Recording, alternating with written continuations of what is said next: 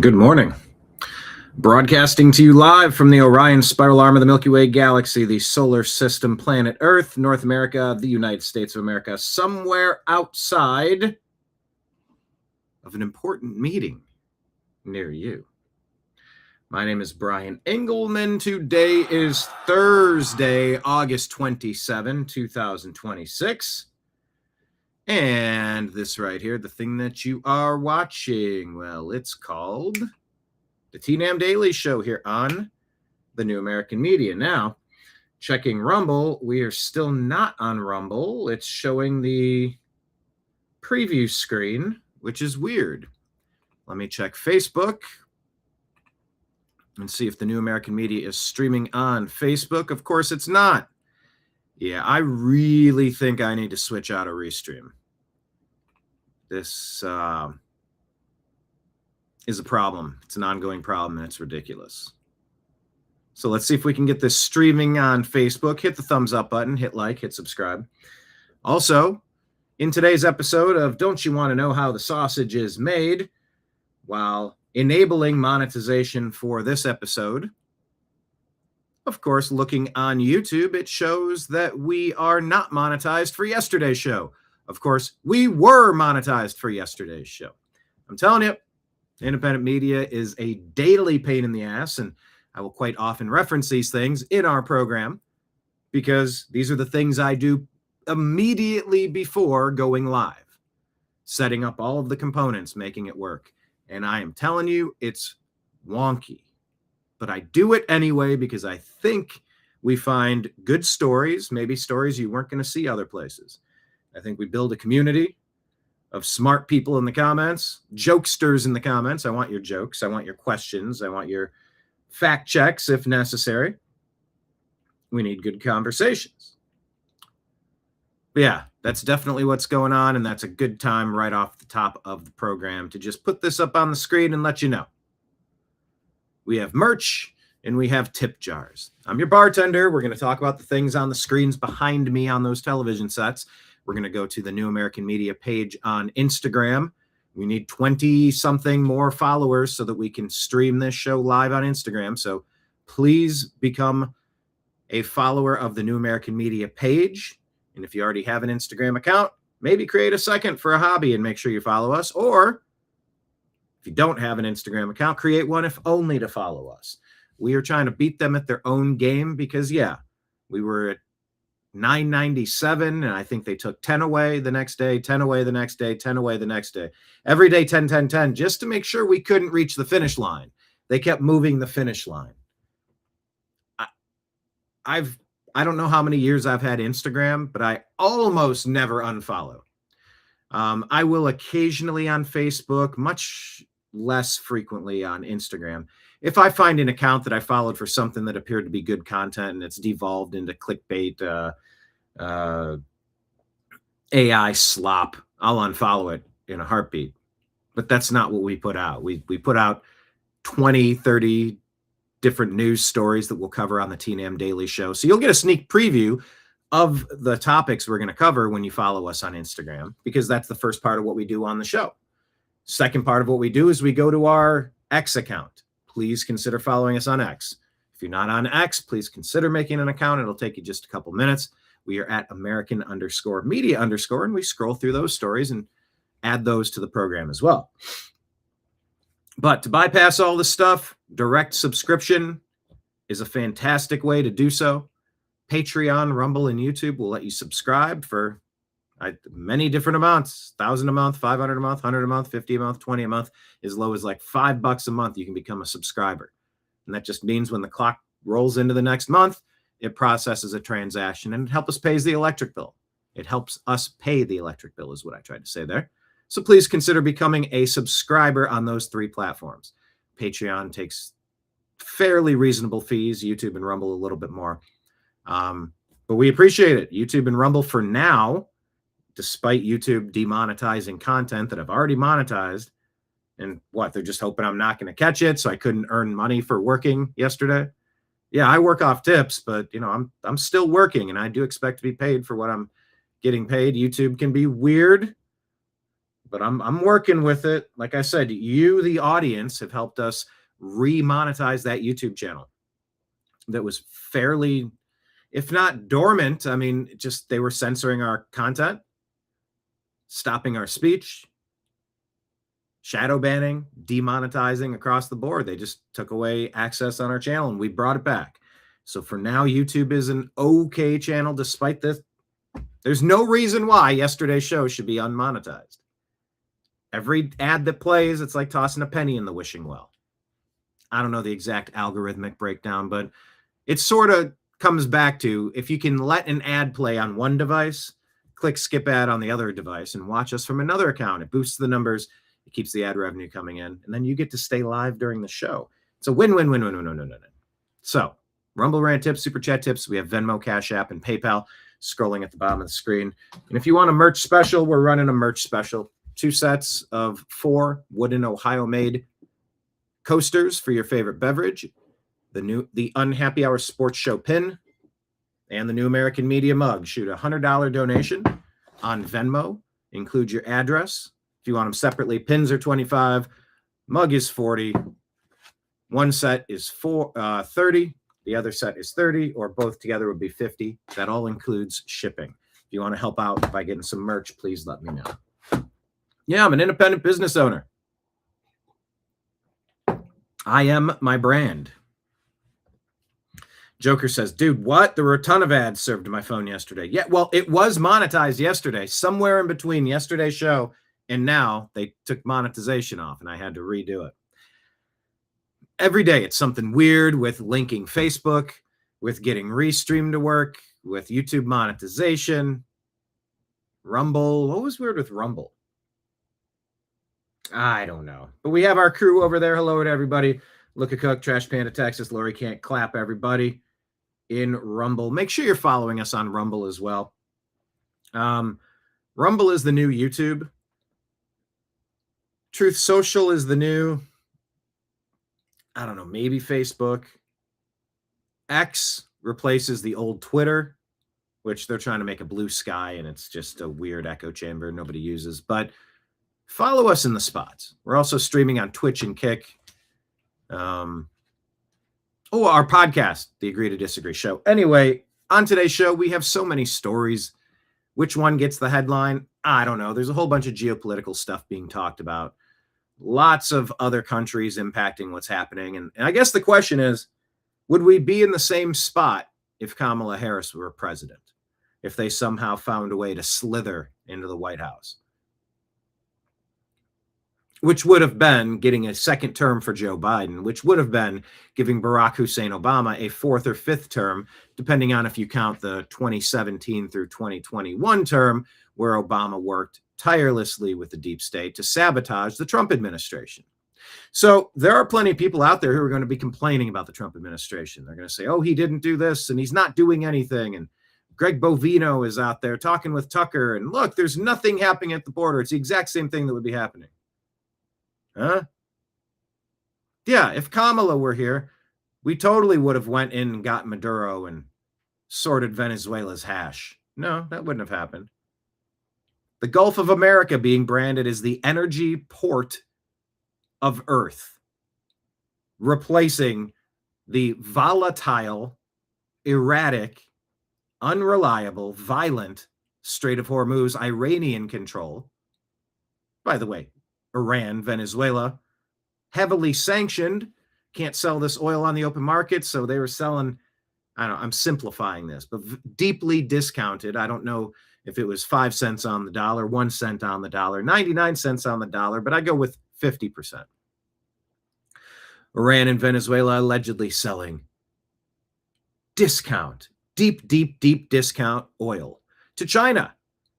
So, couple half-price oil and energy with their dirty energy stations, their power grid, and their slave labor. Well, it's an easy way to put America out of the manufacturing business now, isn't it? Wouldn't it be great if all these American jobs went over the border to Canada? What if they went down to Mexico? Oh, by the way, did you see what's going on in Canada? Also, could somebody reach out to David Bann and see how he's doing? It's been several shows since he's been here, and he is our Ottawa reporter. He is. Northern David. We also have Alberta Arn. We get people in Canada who really appreciate this program, even though this is the new American media. You understand what we're trying to do. We're trying to make sense of things, and a lot of you in Canada have the same frustrations, but Trump derangement syndrome is getting in the way of Ontario. Is it Mayor Doug Ford? What are they calling him? What's his official title? And there's a battle brewing there. Well, there's been a battle brewing in Russia and Ukraine for a while. Let's just brush back Victoria Nuland and Barack Hussein Obama's influence there, and how Joe Biden and Hunter Biden and 10% for the big guy, the kickbacks with Burisma, the energy company. Let's just set aside the Obama-Biden regime's role in kicking off this campaign. I can't believe you're blaming it on the United States. It was Russia that launched this war of aggression. So tell me again about what you were doing to bring all of your weapon systems up to the Russian border to push for some sort of UN action. Ukraine desperately trying to become a part of the United Nations, who's not paying their fair share and making America pay for it. By the way, spoiler alert, that's sort of what's going on in Canada. The United States has been getting robbed for a long time, and the tariffs are designed to recalibrate all of our global negotiations into a manner that, if they're not pro-America, they're American sympathetic. For the first time in a very long time, America's been getting taken care of and getting taken to the cleaners for a very long time.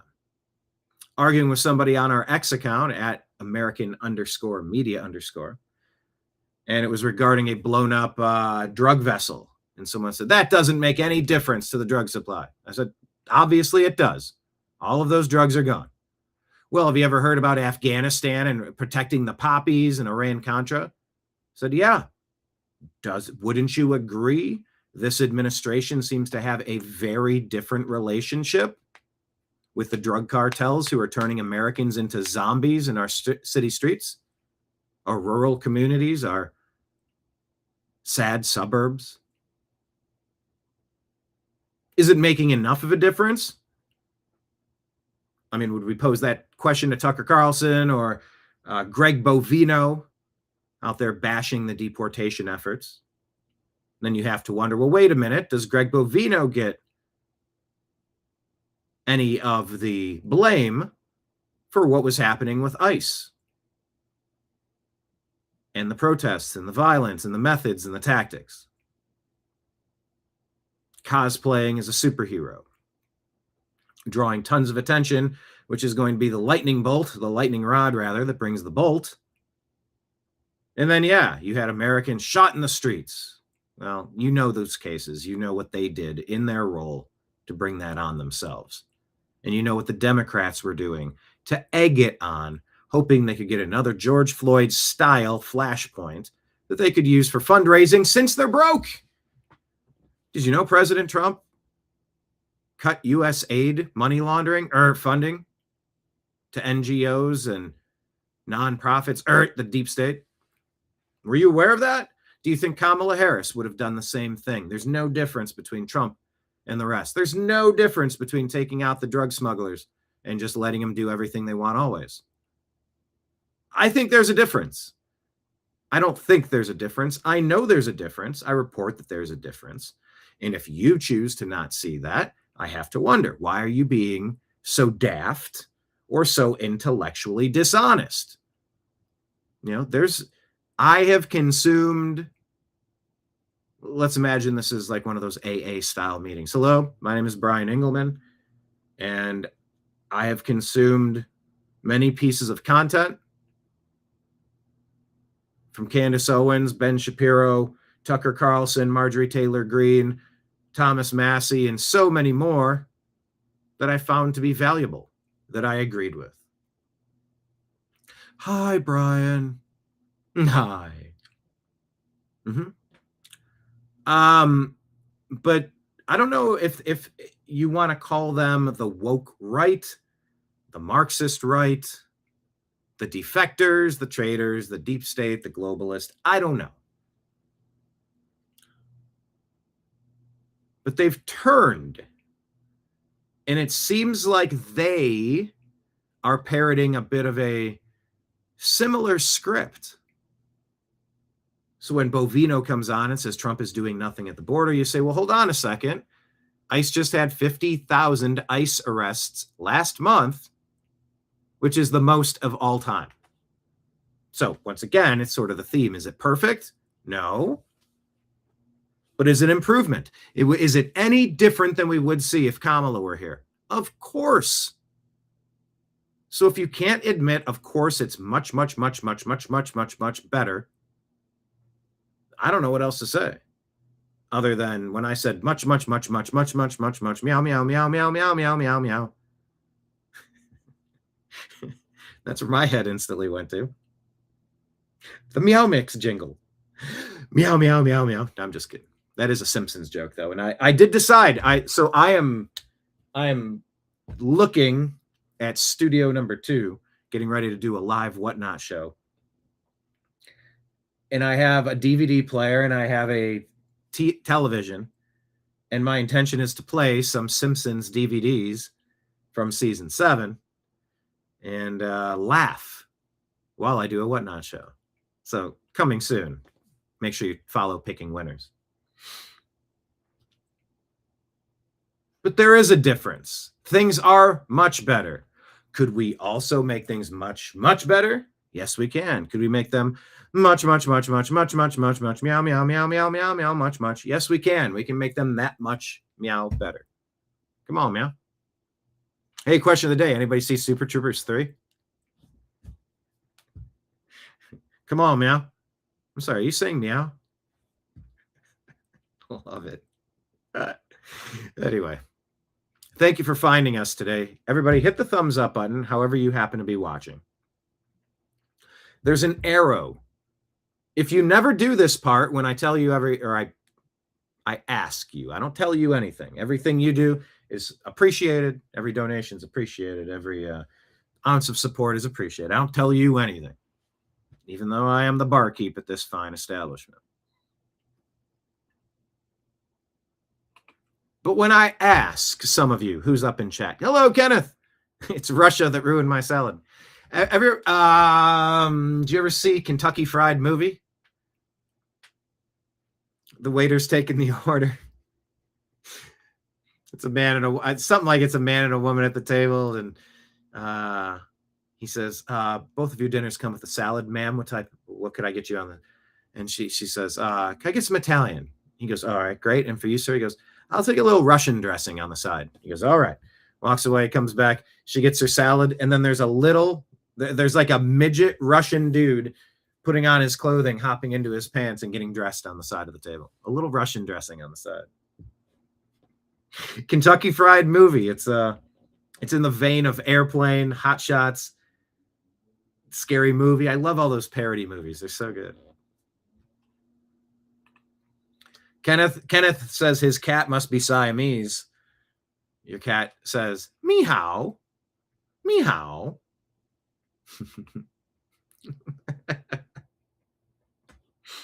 It's a Siamese cat. No, the Strait of Hormuz, not the Strait of Vermouth. Although a nice Manhattan sounds fantastic. I am sort of in the mood to have like a nice Manhattan. I could fix myself one. I really haven't been consuming the beverages in my own establishment for a while. The Strait of Vermouth. That's some nice wordplay. But yeah, everybody, thanks for being here. But please click the arrow, share the show on some sort of network, even if it's just a text message to a few of your family or friends, neighbors, coworkers, like the ones that you know are paying attention, the smart ones that you can have real conversations with.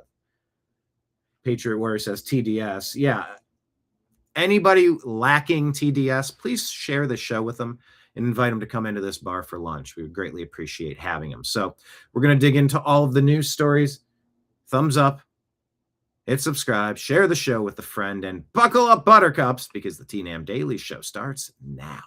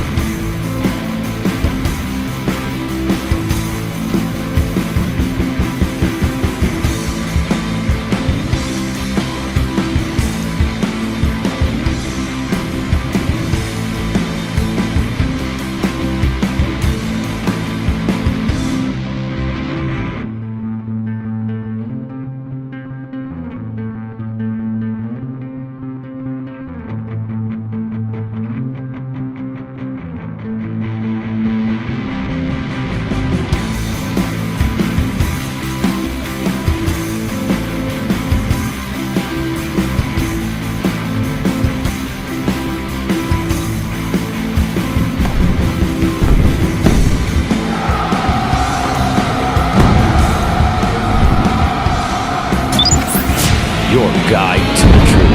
TheNewAmericanMedia.com.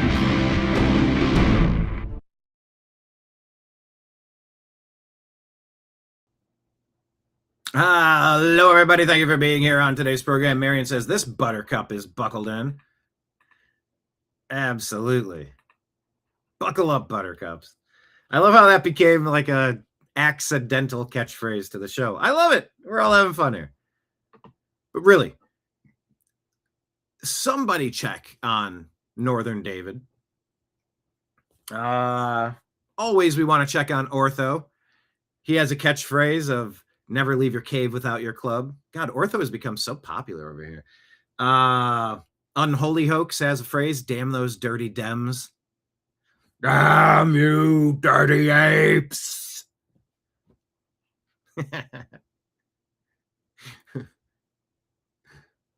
He can talk, he can talk, he can talk, he can talk, he can sing.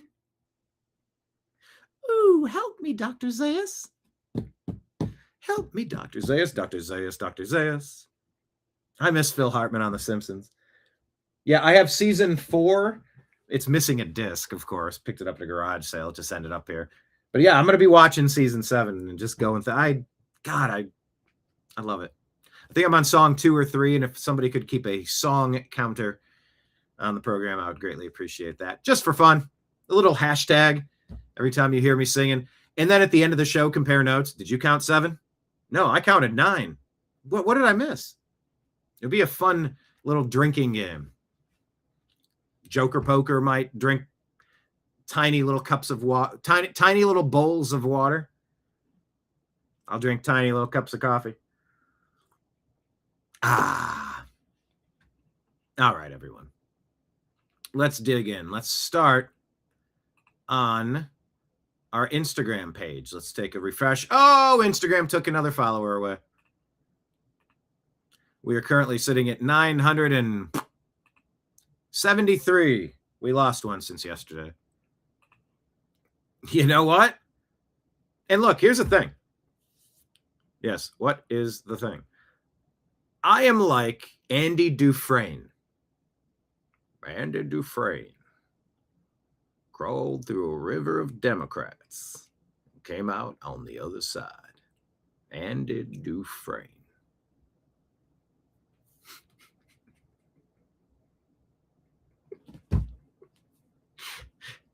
I do need to work on my Morgan Freeman.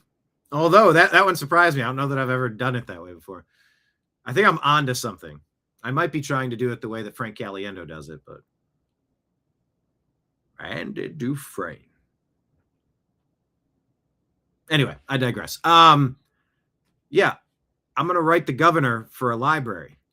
Oh, you got some boxes of books for the library. Great. I'm gonna write them twice a day now. And then they back up the whole truck. So we're gonna crack the 1,000 followers here that we used to have or got close to, and they just keep taking. We're gonna do it, but I need your help. So help me, help me, help you. Yeah. All right. Let's go ahead and click on this and see what stories are popping. What's Tim Pool talking about? I don't remember, so let's see. It's going incredibly viral, showing a lady cop doing absolutely nothing. And the question... Lady cop conversation. We've played you many of these incidents over the past 15 and a half years, and you just wonder, you know, if where physicality is involved, especially in sports, if you really, really, really want to, and if you're really physically gifted and exceptional, come on in and play in the men's leagues. Play football if you want. Don't know that I'd encourage this, but play football if you want. Play hockey with the men if you want. Don't encourage it. I don't encourage it. You know, there's that famous clip of Serena Williams on the talk show talking about like the 100th ranked men's player would wipe the court with me. Like, no, we're not. It's not the same sport. We all know that. Well, when it comes to life and death, it is a sport. It's a death sport. And man, we played you I think 2 videos in the past couple of days. Lady cops being absolutely worthless in the field. The one where the fat lady cop couldn't chase down the suspect and tried to commandeer a Uber driver, demanding, take me there. And it's like, huh? You get in your own car. Why don't you run? You got to be strong and fit to be out patrolling the streets, don't you? We can't. Don't you have grappling skills, Brazilian jiu-jitsu fighting skills? And then there's another case where a completely worthless lady cop stood there while lady suffering a mental breakdown slowly walked to the cop, and he called her, I forget her name, Ashley, taser. Nothing. And he had to shoot.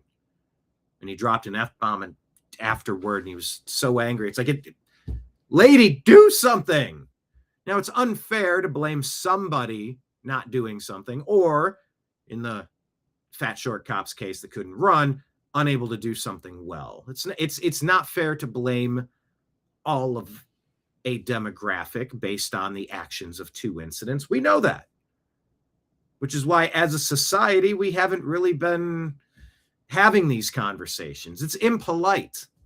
It comes off as misogynistic, frankly. Say some, I don't say. I don't care. I don't care about demographics. I care, can you do the job? Can you perform at the same level as the others? We played you that one lady firefighter. She was asked, I think it was in the San Francisco, Northern California, somewhere up there, San Jose or something. Well, with female firefighters, I mean, if there's a 250-pound man upstairs, are you strong enough to lift him and carry him out to safety? I believe her response was to laugh and say, well, if there's a 250-pound man that found himself in that situation, God, how did she phrase that? I wonder if Grok can find that for me. You know what? Hey, Jamie, let's look this up. Lady firefighter discussing carrying a 250-pound man out of a fire. Quote linked to an X post. Find a video of her saying this. Let's see if we can find that real quick. Before Tim gets going, and now that I'm remembering this story. Oh, I'm sorry. Los Angeles Fire Department Assistant Chief Christine Larson. In a 2019 promotional interview, she addresses questions about whether a female firefighter is strong enough to carry a husband out of a fire. Let's see if we can get you this video. Oh, that's right. Because a video came out saying, hey, what's the most important thing to you if there's a fire? Well, obviously, duh, if there's a fire, you want to see somebody that responds to your house, your emergency, whether it's a medical. Oh, there's music behind this. Doggone it. Whether it's a medical call or a fire call, you want to see somebody that looks like you. Obviously, now, I don't know who this is. Just trying to. The right side of this is red. The left side of this is blue. It's a bit of an androgynous character here. Larson is the name. Is that the person in this? Oh, yeah, this is Assistant Chief Christine Larson. Okay, so this is... If I were glancing, it would almost appear as if a dude was wearing eyeliner. Apparently, this is Christine Larson. Actually, now that I'm curious, is Larson a biological female? Just out of curiosity.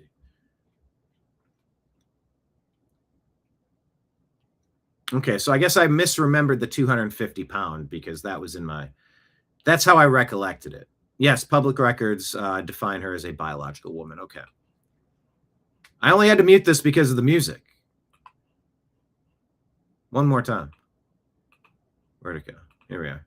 Somebody that responds to your house, your If you got an emergency, a medical call, or a fire call, that looks like you. It gives you need someone that looks like you. Because I'm racist. Because I'm sexist. Because I am bigoted, says Christine Larson.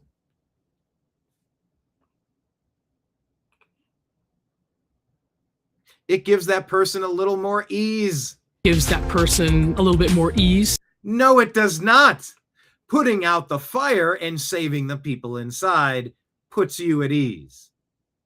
Focusing on the wrong shit severely damages the fabric of what it means to be an American. Knowing that somebody might understand their situation better. No, the only situation to understand is help. There's a fire. Please put out the fire. Do you think I would turn down medical help from a qualified, competent doctor if I was in an emergency? Do you think I would turn down qualified mechanical help if my vehicle needed some repairs? Do you think I would turn down qualified firefighter help if my structure were ablaze? No. But the left is hyper fixated on the irrelevant. It is all irrelevant. Is she strong enough to do this? Or yep, there's the question. Well, if it represents us and half the population are female, roughly, so that is the obvious question about a female firefighter. Okay, well, do they have the same training standards as the men? Can they lift and carry the same amount of stuff? better? Is she strong enough to do this? Or very important question. Is she strong enough to do this job? you couldn't carry my husband out of a fire. And the obvious, well, Lord, if something bad happened, you couldn't carry my husband out of a fire. Well, this is where this person would say, of course we could. We are just as strong, just as physically capable as any man working this job. We are just as strong. We meet the same physical criteria requirements to do this job. Which my response is, he The response then is, got himself in the wrong place if I have to carry him out of a fire. he got himself in the wrong place if he wants me to carry him out of a fire. Instant termination. And the whole department that put that person in that spot needs to be terminated. What a disgusting, ridiculous, tone-deaf thing to say. Kenneth asking if Larson was once accused of arson. Oh, yeah, by the way, rest in peace to Dolly Parton from yesterday as well. Marion says that person could carry something large. Just saying. Hey now. Ew. Larson, arson. Yeah. He got him. One more time. This is what we're talking about. When we see stuff like this. Situation better? Is she strong enough to do this? The only thing that counts. Or you couldn't carry my husband out of a fire. Well. Which my response is. Yeah, your response is, oh, look at this punchline. So excited to drop her punchline. He got himself in the wrong place if I have to carry him out of a fire. He got himself in the wrong place if I have to resuscitate a drowning victim. He got himself in the wrong place if he got himself bit by a rabid dog. He got himself in the wrong place if he has a compound fracture after falling off of his bike. He got himself in the wrong place if he gets stabbed by a crazy homeless person. He got himself in the wrong place if he suffered a heart attack due to, you know, the thing. He got himself in the wrong place if he... Fill in the blank. Now, it would be unfair to judge every woman on their job based on the actions of this lunatic.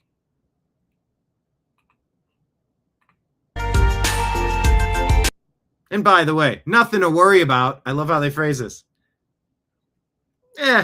Only about 5% of working firefighters are women. I've got like 2 bot accounts in our Facebook group for the Unhappy Hour Sports Show. Oh, by the way, I believe it's going to be not this Monday, next Monday. Not this Monday, the following Monday, Strictly Football Season 3, myself, Jim Mitchell, Mike Barra, Strictly Football Season 3. I believe it's going to be Monday at 3 p.m. I think we've settled on that as a time. So be there or be square. Speaking of being square, I feel like I want to rotate my lower back and get a crack. But I digress. But we have a bot named Gary. Every time trans is brought up in the sports group, he's like, oh my gosh, you're talking about this again just to distract from President Trump and Epstein's Island. Oh my gosh, the conservatives making an issue out of nothing again. Oh, well, gasoline is expensive because of Trump's completely discretionary conflict in Iran. And then when you press him on the issue, okay, so you're also in favor of banning men from beating up on women in women's sports, right? Well, no, I don't understand why you're so fixated on it. It's not even an issue. There's like so very few people that do it. I said, good. So let's ban them from doing it again.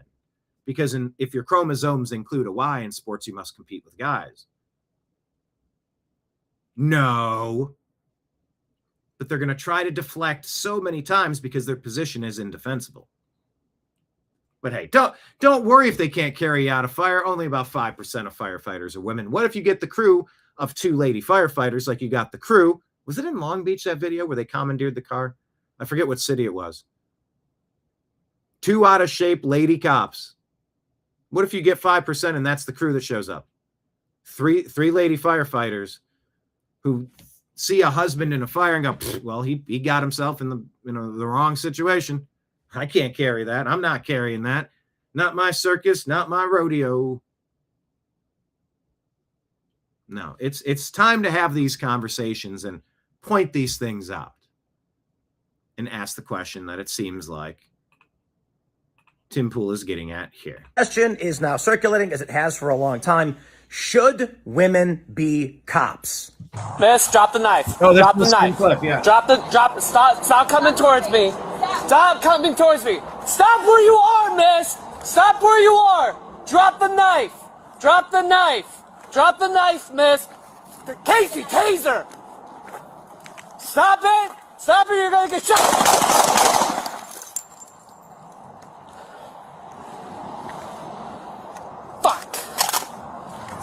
Shots fired, Grundy. 752. Step it up.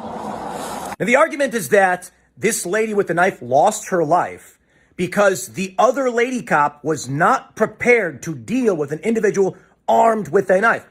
Now, there's a lot of people that are commenting, like, well, why didn't you fire a warning shot? You can't fire warning shots. That's not a thing. You're not going to shoot past her. It could hit somebody else. You shoot in the air, it could hit somebody else. You shoot in the ground, the bullet could bounce and ricochet. Yep. A person coming at you with a knife is effectively unstoppable. Unless you... Well, they cover 10 to 15 feet and 1 to 2, maybe 3 sides. I mean, it's like bam, bam, bam, they're there.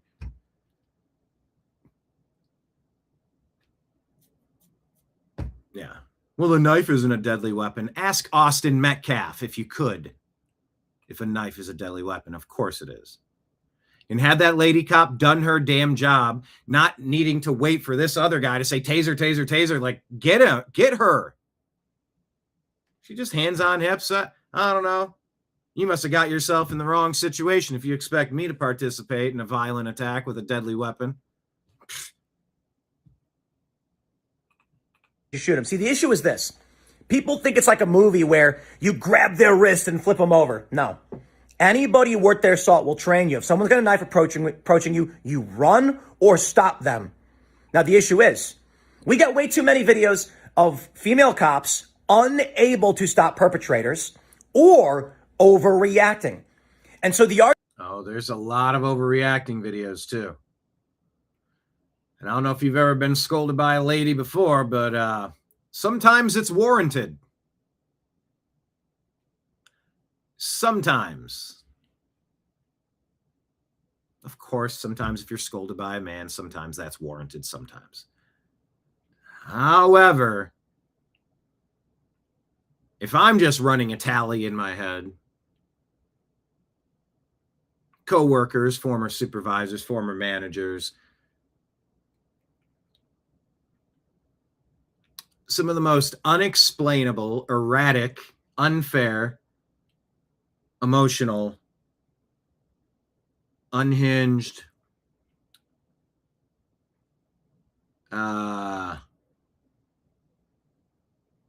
interactions I've had. Yeah, vindictive, eager to exercise a power trip. I've had far fewer of those incidents with men. And I don't know what that's all about. No, Brian, you probably just rubbed everyone the wrong way. Well, yeah, maybe there's some truth to that. And then there's also some truth to, generalizing. I hadn't even thought about them overreacting because there's so many times they can't do the job. They can't catch the guy running away. They can't pull out the taser and help their partner. Argument now is this. You want only the biggest and burliest of guys because they can. And no, Tim, I disagree. No. We just want the police force to require mandatory Brazilian jiu-jitsu training so they can do hip checks, so that they can use restraint maneuvers, so that they can use leverage and learn how to take people down, disarm them, and handcuff them as quickly and efficiently as possible, and then remind them of the Chauvin effect. Get off of them if they go non-responsive immediately. Call for backup. Hog tie if you must, if you fear they're going to get up and be erratic again. But no, you don't need the biggest, burliest guys. You need the most competent. Can overcome the average person, and they don't need to resort to lethal force in any circumstance. Discretion, of course. People are arguing that with a female cop, because on average they're going to be smaller, they're going to have less muscle mass and bone density, when it comes to a threat against them, they're much more likely to escalate to lethal force because they need to. Because they can't grapple, because they can't to the same level as somebody bench pressing a few extra plates. But if you're frail, if you're feeble, if you're an elderly person, you're not going to wrestle the 18-year-old punk that's trying to sucker punch you, knock you out of a wheelchair, steal your bag, steal your jewelry. You're going to be much quicker to reach for a gun and say, this is all I got. I can't fight. I can't arm wrestle you. Or dumb whippersnapper. Maybe in my prime I could have got him. But he's a little stronger than me now. Yeah, you're going to be much quicker on the draw because that's all you got. You can't flex the muscle, and so you escalate. That's the point he's making here. Whereas a guy would not need to. Like, if someone's coming up to you to punch you in the face, most guys are going to be on par with that guy. That's the average, right? But women will be below that average. The other argument is that when they don't engage in force, you get videos like this. Now, that is to say, it's not an issue of women. It's an issue of size and stature and capability. So women, in my opinion, they can be cops. I don't care. So long as they're able to lift the weight, they respond properly, they got the training. The question is, however, are we hiring people unqualified because of DEI? Exactly. This video is going incredibly viral. Exactly. That's what DEI has done. Nobody's against, and I almost said something ridiculous, like nobody's against always giving the tie to somebody else if all of the exact criteria are met. I'm very against that too, because you're not supposed to have inherent bias. It's not supposed to be against marginalized group, and you're not supposed to do that against whatever slurs you can come up with for straight white Christian males, for example, or Republicans or conservatives or people that vote that way, people with less skin pigment. You're not supposed. If the exact same criteria need to be met, then so be it. Do whatever you got to do. But if you're saying, well, you have to be able to lift a sack of rice that's 300 pounds and climb up that ladder, whatever the exact weight would be, 100 pounds, 150, I don't know. But you're letting some people, well, your requirements, little Susie, can you take this backpack? It's got Dora the Explorer on the back. It's about 3.5 pounds. Can you handle that? See, we need to boost our recruitment numbers for diversity, equity, and inclusion reasons. We were accused by some nonprofit or,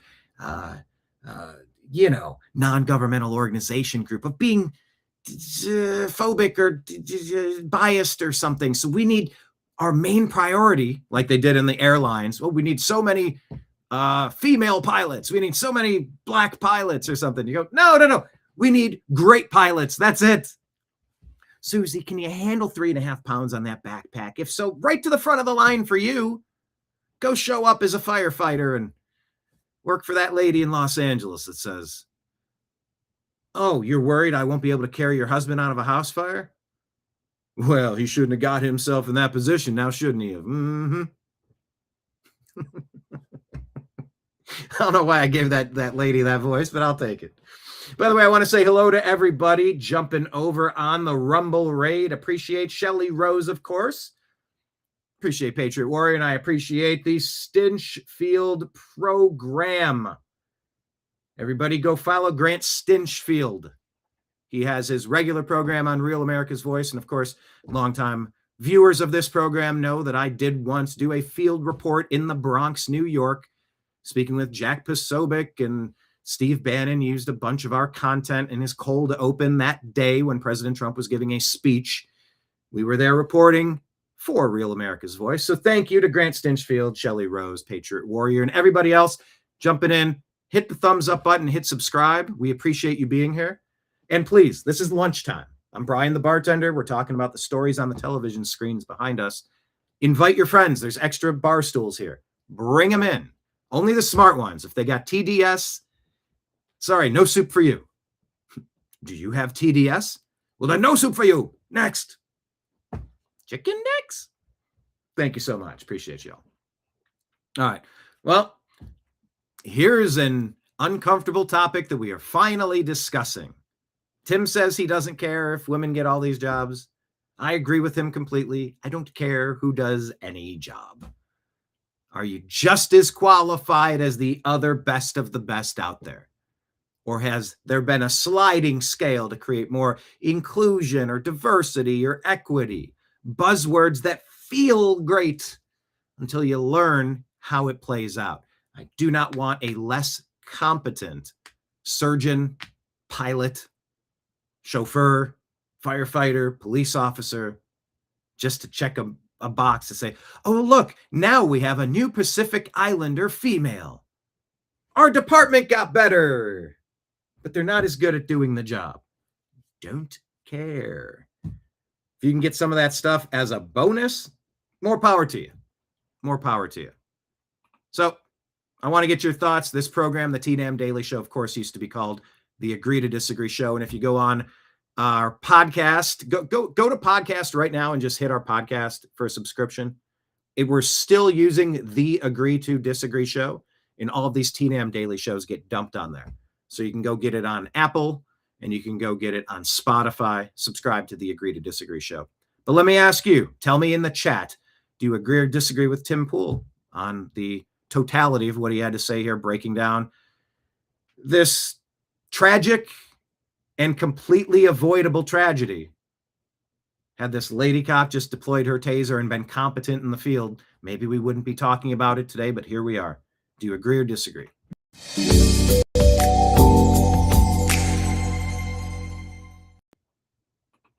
All right. Well, I saw this and I decided I had to do a little bit more research. Because is there any way this could be possible? I don't know. Dolly, you know about Dolly. Well, they're reporting it on Newsweek when it comes to brass tacks, raw data, things like this. I can usually trust the lying legacy media for mundane stuff. Now, if they're going to try to report to me legitimate COVID numbers or legitimate crime statistics or legitimate, no. Everything comes with a slant. But this appears to be true. I'm going to double check it. But according to Newsweek, the next Atlantic storm is going to be named Dolly. And it will be a complete coincidence. Complete coincidence. Dolly. You know, we didn't spend a lot of time discussing Dolly Parton yesterday. But she did a lot of charitable work. After I Will Always Love You went mega viral with Whitney Houston and The Bodyguard with Kevin Costner, she was the writer. Those royalties came in bigly. And I mean, she gave away millions and millions and millions and created this really cool Dollywood, right? It's called Dollywood, like Hollywood. It's a nice, clean, well-run park. I went there once. Now, I grew up with Cedar Point on America's roller coast up there in Sandusky, Ohio, which is the tallest, fastest, steepest, best thrill ride park on the planet. So it's not like the rides blew me away, but it was a nice park. She was a very sweet lady and very funny, very clever, very long-lasting. Along with some other stories. If I have enough time, I'll go back, because she was pushing the jab. Although she's 80 years old. Some people say the jab wasn't helpful for most, did most people need this?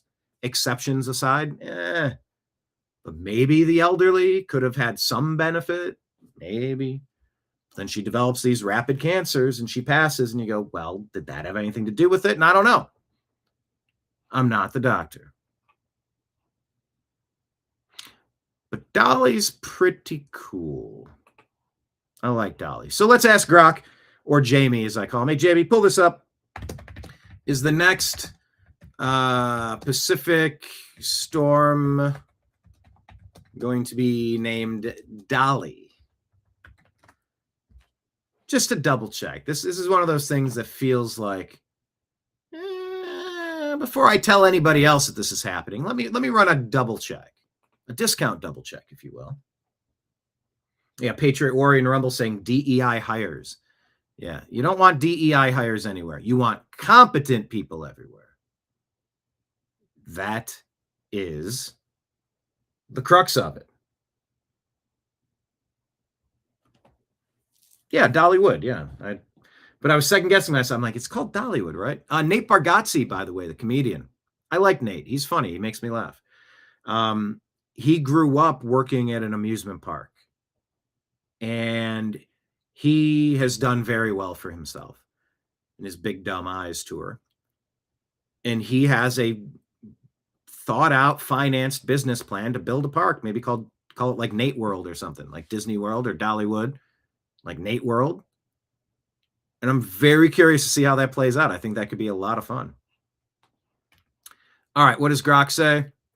No. Oh, okay. I said Pacific, but I meant Atlantic.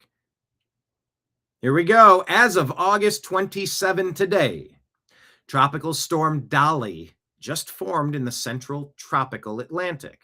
That name comes from the rotating Atlantic list. In the eastern North Pacific, they've already used Amanda through Julio.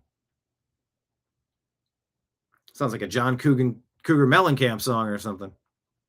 Here's a little ditty about Amanda and Julio. By the way, if you're counting, how many songs have I broken into on the show so far? 3 or 4? So yeah, Dolly is the Atlantic name for the tropical storm that just formed in the central tropical Atlantic. So will we see the wrath of Dolly, or are we going to see super sweet, we're going to spare you, Dolly? Let's see how it shakes out. Coincidence, though. Yeah, I don't know what this video is about this lady splashing water on her baby. Let me ask. What is this viral video of a woman splashing water on her baby? Because there's like background. I've heard some accusations of this, but this bothered me to watch. Just throwing water on the kid. Kid's disturbed by it, shaking, wincing. Lady smiling. Kid's now crying. absolutely disgusting as a parent to sit there and say you want to show solidarity for a lady who strangled her little babies, is to put your child, your infant, the one you're supposed to be the protector of, on your lap and laugh as you throw water on the baby's face because you want to show support of a lady who's using mental health as excuse of why she strangled her beautiful little angels. Okay, now, is the claim true? The clip that's circulating, according to Grok, and by the way, Grok can be wrong. Grok has been wrong. So if I get any of this wrong, tell me in comments. I've never once been paid to shill anything to you. You know that. I just tell you what's going on. Oh, by the way, top of the hour, how I do get paid? The benevolence of you. Please consider subscribing to the New American Media on Patreon, Rumble, and YouTube for as little as $5 a month. Rumble rant tips, super chat tips. You can throw some in. They're always appreciated. End of the month. 4 more days. 1 more show this week. Trying to end it with a bang and push August up to where we want to see it go. You can do Venmo or Cash App or PayPal. All scrolling at the bottom of the screen if you would like to do that. Cash App and Venmo is at Brian Engelman, and PayPal is fuzzinstallment@yahoo.com. So back to this here. Grok is saying this viral August 26th video is Ashley Kratzer with her infant on her lap, splashing water from the cup in the baby's face and head. Baby cries, she laughs, adds music, posted it as content. Drew heavy criticism with the distress of an infant, with many calling for CPS involvement. She started deleting comments after it blew up. So, my understanding was that this could have been from the 2020 TikTok splash water on a baby trend, usually small timed splashes set to a song, often with laughing or startled but not distressed reactions. And from older cases like the 2019 South Carolina mother charged after pouring water on a sleeping 9-month-old for payback. Oh, God. This recent one stands out because the baby is clearly upset, and the poster treated the reaction as entertainment. So if you're trying to defend her and say that's not what she was doing, it's 6 years old, apparently not. And the fact you did that in the open really makes me question what you do behind closed doors, because you found that hilarious as that infant, that child, that baby, that pure innocent soul started crying. This is what I'm talking about. That's disgusting. That women out there are doing that to show their support for this Lindsay lady.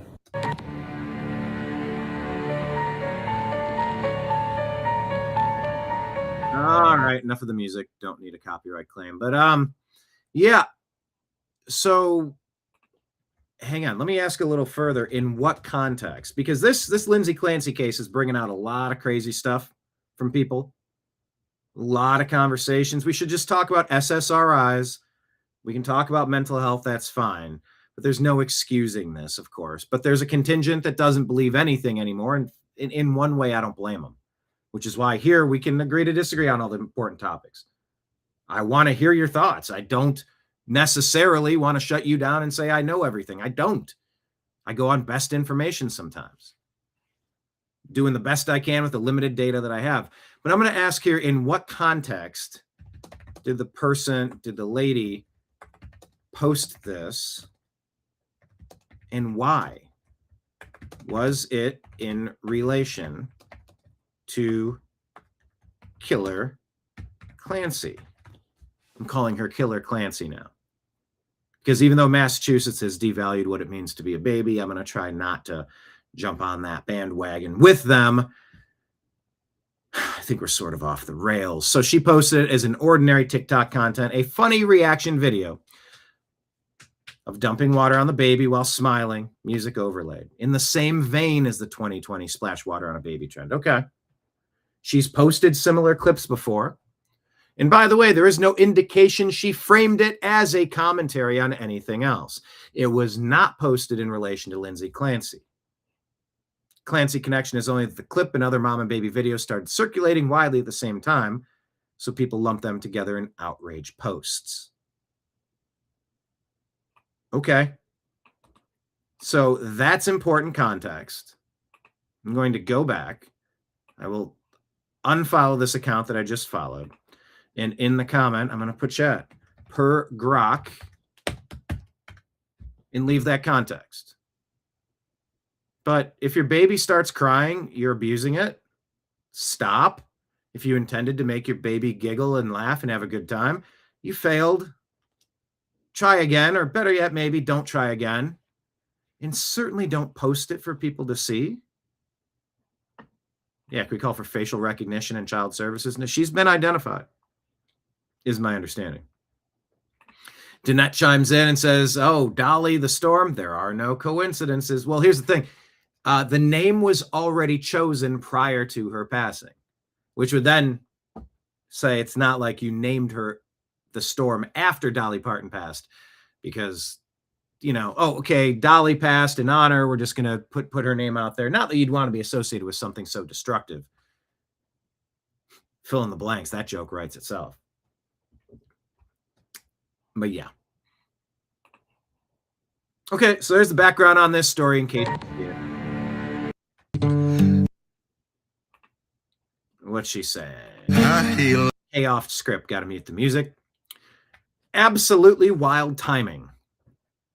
Check this out. We're about to welcome tariff-free beef from an undisclosed country with open arms, while China just rejected 22 metric tons of Argentine beef over prohibited and unsafe antibiotic levels. But I'm sure that's just a coincidence. So this story's going around. Jamie, find out where is the new untariffed U.S. beef coming from? Because several clips are being shared and President Trump says, well, I don't want to say where it's coming from. And there's an assistant undersecretary to something says, well, I'm not at liberty to discuss where it's coming from. And it's like, hold on. You're not going to be pulling that fake meat crap on us, are you? You're not going to be trying to bring us Bill Gates fake slop, Soylent Green. No, thank you. I don't want lab-grown meat. What are we even talking about? So what do you see? The volume lean beef trimmings for ground beef is coming in, not whole cuts of U.S. beef. I didn't say U.S. beef. 300,000 metric tons to the general beef tariff rate quota 90 days starting September 1st. 100,000 tons a month, first come, first served, out of quota. Okay, come up. Does not apply to tariff-free agreements. Okay, here we go. The main suppliers that typically fill the TRC, no. Who specifically, Grok is not answering. It's always a tell when AI is going to start answering you a question that you didn't ask. Grok AI is telling us, well, the main suppliers that typically fill these TRQs and could move that much lean trim. This is spelled out really weird. Lean trim quickly. Brazil, Australia, New Zealand, or Uruguay. Brazil is the one most often cited as having the spare volume in the near term. Okay, that's not what I want. Who specifically will be providing this new ground beef for the U.S.? Specifically, because on several occasions they've been acting cagey and coy. I'm not at liberty to discuss, or I don't want to tell you where it's coming from, but trust us, it's good. You go, man, I've seen Doctor Who episodes about this where they round up the homeless and serve them as burgers. Soylent Green, it's people. And Bill Gates and his fake lab meat. Kenneth wants some Soylent Cola and Soylent Salad. Ooh. Would that be a good punk band name? Soylent Salad? Tough to say. Kenneth, good point. Trouble is, any fool can be a mother or father, and most are. So there is still no official list of companies or a country-by-country allocation that's been published. The proclamation is explicit about who is eligible. Countries that already have their own country-specific beef quotas: Australia, New Zealand, Uruguay, Argentina, and the UK. Then there's other countries in that pool. Brazil, Paraguay, Nicaragua. Trump has only said that a few countries will send it and refused to name them. Okay, so let's continue. Why would Trump refuse to name them? That is suspect, sketchy, and weird. Just tell us where it's coming from. Why? Hold on. Can't give us a straight answer. Now we're asking. Now I want to know. What are you trying to get over on me? Agriculture Secretary Rollins said she was not given the names. No packer, like JBS, Minerva, or Marfrig, has been publicly designated as the contracted supplier. It's not that mysterious, says Grok. Well, now Grok is making strong opinions. I just want the facts, Jack, but all right. Even if it looks sloppy, it's not mysterious. Practical reasons. The quotas first come, first served at the ports. Naming countries in advance. Oh. First time I've had a good answer to this.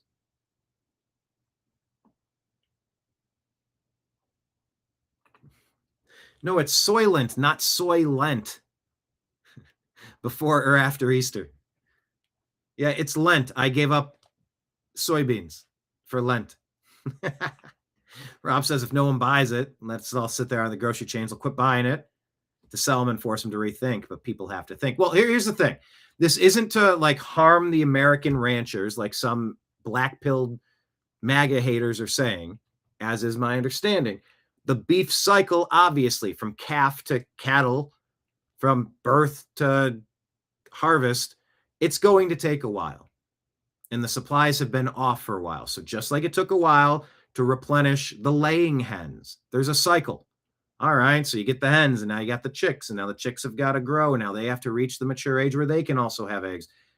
It takes a catching up cycle. And in the year one, it looks like the chicken thing was resolved. The eggs went back down to normal prices. But the beef was out of whack. The ground beef was out of whack because remember, the last regime was telling you the cow farts are going to explode the planet. No, they certainly will not. You weirdos. And it sure seems to me that if you could just eat some natural foods like some fruit, some vegetables probably, but meat and eggs can be some of the best, most nutritious foods that our bodies are designed to consume for fuel. So here are the reasons. The quotas first come, first served at the ports. So if you name countries in advance, it would just tell every importer and competitor who to race and beat them. The legal text already limits it to the other countries bucket. The market knows that that means Brazil first. No signed public contracts with named exporters were announced. Officials describe a commitment on a 25% discount. So what is it? They're not going to pay tariffs and we're going to get it cheaper and we're going to kind of help each other out and we're just going to flood the market to drop the price. Now, in the short term, that may hurt ranchers, right? Because if they have the regular meat on the shelves and now suddenly this exported meat is cheaper, but you know what? If people buy the cheaper version, the other version will be there and it won't sell out. The supply won't be as low. It seems like trying to approach this with supply side economics. So if that deal were still verbal or with trading houses rather than governments, putting names on a proclamation creates a liability if the discount doesn't show up at retail. Ag Secretary Rollins said she wasn't given the names and that the USTR was handling it. That is consistent with a last-minute political announcement that outran the paperwork. So it's a done deal, but they haven't, crossed the T's, dotted the I's. Political reasons. Brazil is the obvious large supplier and also a frequent target of Trump tariff threats. Naming Brasilia as the source of cheap foreign beef while ranchers are already furious would make the backlash worse in cattle states. Well, I still couldn't see cattle states voting for Kamala Harris or the communists of the deep state party. But I take their point. Trump had already carved out a separate named quota for Argentina earlier in the year, leaving this tranche unnamed. Lets him claim a few countries without reopening that fight or looking like he's favoring one South American producer over another. Midterms are in November, and the goal of the announcement was ground beef will be cheaper. Naming the origin invites country of origin arguments. by the way, instantly what Thomas Massey went to. Instantly country of origin, pass my country of origin act. Nothing positive about actually lowering the price of the goods. It was, how do we spin this into negative news for President Trump? It's unfortunate, but it's Trump attacked Massey and Massey's attacking back. Same with Marjorie Taylor Greene. I hate it when my parents fight. I hate it when mom and dad are fighting. Massey's a smart dude and makes a lot of sense on a lot of things, but man, it just makes me sad to see the trajectory that things are on. Because if we had a functional society, those two should be working together to make ideas better. But they just clash. They just smash into each other. No Legos connecting and, hey, let's work together on stuff. It's just... Anyway, the country of origin debate. And of course, food safety talking points. Well, food safety talking points should be at the forefront of this. I agree with that. And then why are we helping Lula da Silva? But silence just keeps the message simple, cheap meat. So what it is not, there is no evidence of a secret off-books deal with a single company. The HTSUS annex is public, 300,000 tons of specified lean trim codes from other countries or areas. 3 monthly tranches, first come, first served. Anyone can watch CBP quota fill rates after September 1 and see which origin codes actually use it. Refusing to say the word Brazil on camera is political messaging, not a hidden plot. It's still poor transparency, especially after promising a 25% consumer discount that no one has explained how to enforce. We've done a deep dive on the beef. We call it our beef dive. New segment here on the New American Media. Your daily beef dive. No Scott Bessent jokes. I don't want to hear any of your jokes. None. Your daily beef dive.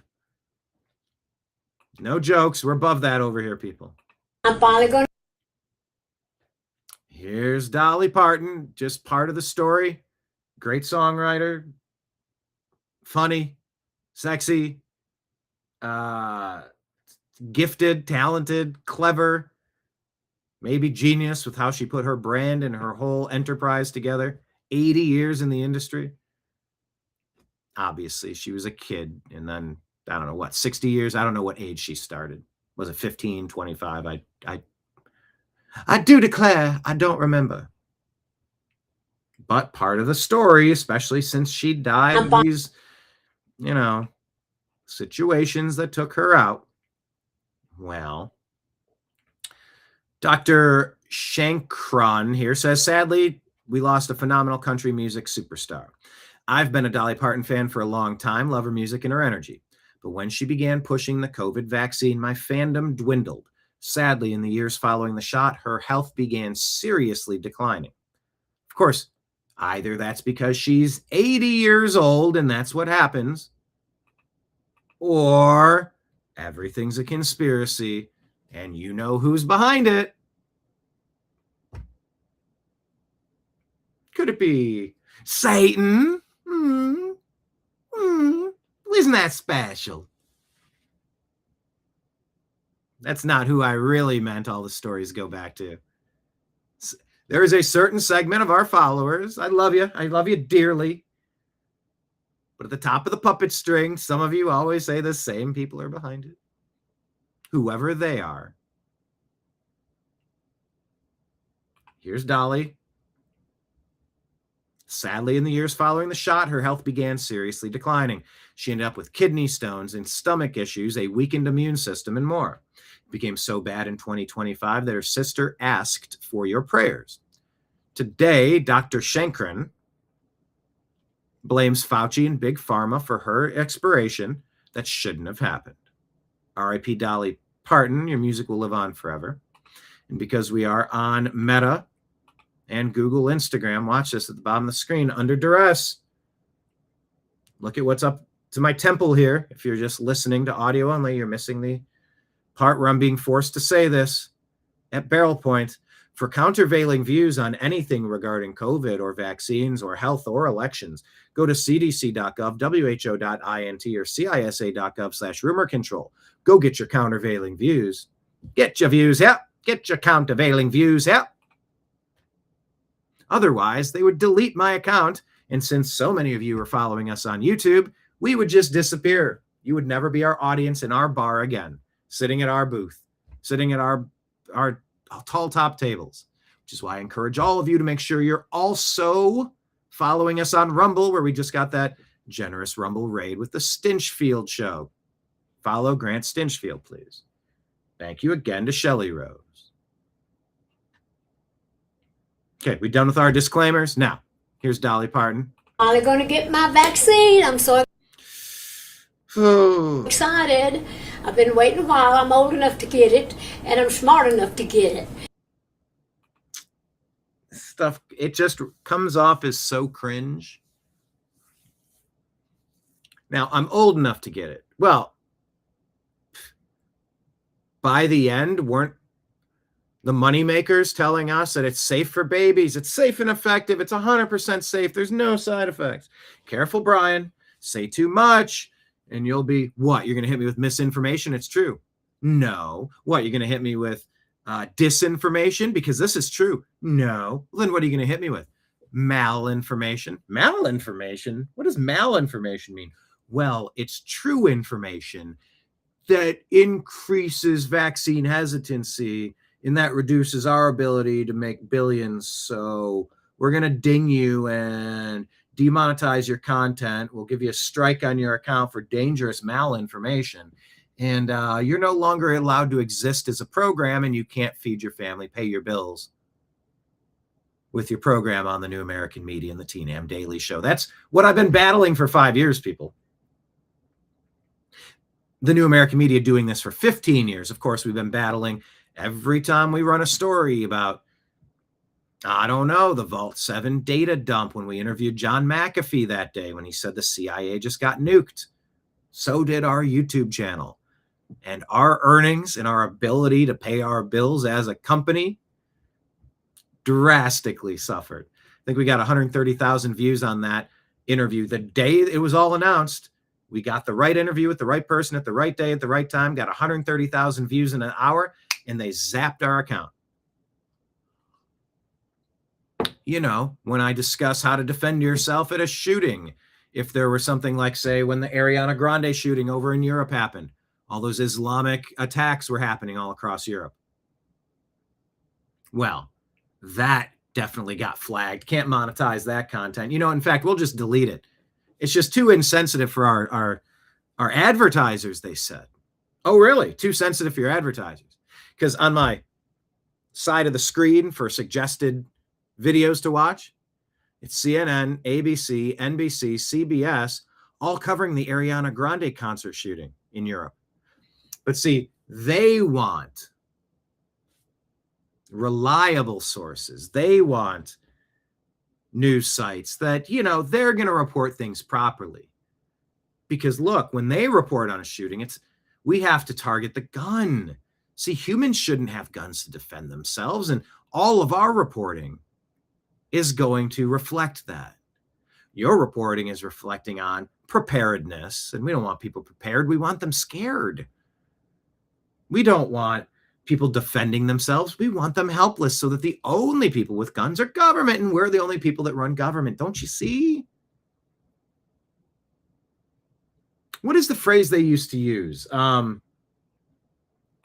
Jamie, look this up. What was the term used by big tech to censor independent media in distinction to qualified sources?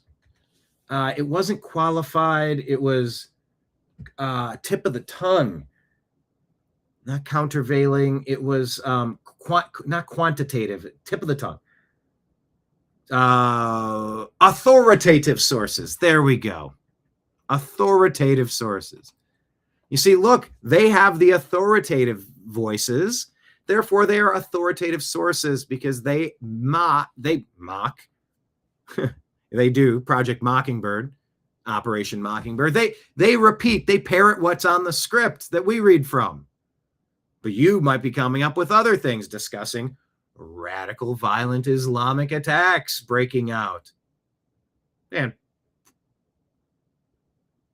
Obama's role in making sure that our military would never really attack ISIS and they could run roughshod across Africa and the Middle East. Totally coincidental. As coincidental as Tropical Storm Dolly, of course. Anyway, authoritative sources. I digress. But that's where they got me. I can't give you a product if the feds are going to come in and shut it down. If I get raided, if I get demonetized, like I can't speak unless we offer you those countervailing views and authoritative sources perspective, you know? That's the uphill battle that we're fighting here. And that's why alternative media, don't say alternative media, call it, look at me. I am the media now. You are the media now. Anybody with a camera phone is the media now. You are the media now. The lying legacy media, they're gone.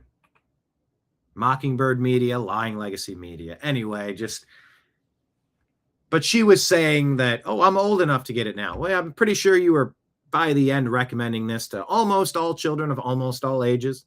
So saying I'm old enough to get it now, that's like the opposite of, hey, almost everybody should get this. Like everyone, really. Or close to it. But like I said, some have actually argued it wasn't helpful or necessary and could be catastrophic for others with side effects. But if you reach a certain age bracket, it would be more beneficial to you to have it. But it's just a weird phrasing. I'm old enough to get it now. But then, you know, just that, is she reading off a script or ad-libbing here or revealing something? But I'm smart enough to get it. I'm old enough to get it, and I'm smart enough to get it. That's a tough. I don't like the sound of that at all. I don't like the feel of that. So I'm very happy that I'm going to get my Moderna shot today. Okay, are you shilling for that company at Vanderbilt Health?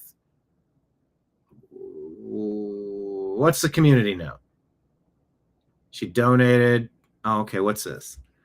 Dolly supported public health by donating $1 million to fund the research that helped create the Moderna COVID-19 vaccine. Oh, she famously, come on, scroll. Sang a modified version of her hit song Jolene to urge people to get immunized, singing vaccine, vaccine, vaccine. I'm begging you, please don't hesitate. Oh my God, is that real? Parton said she was happy to help stop the virus in its tracks.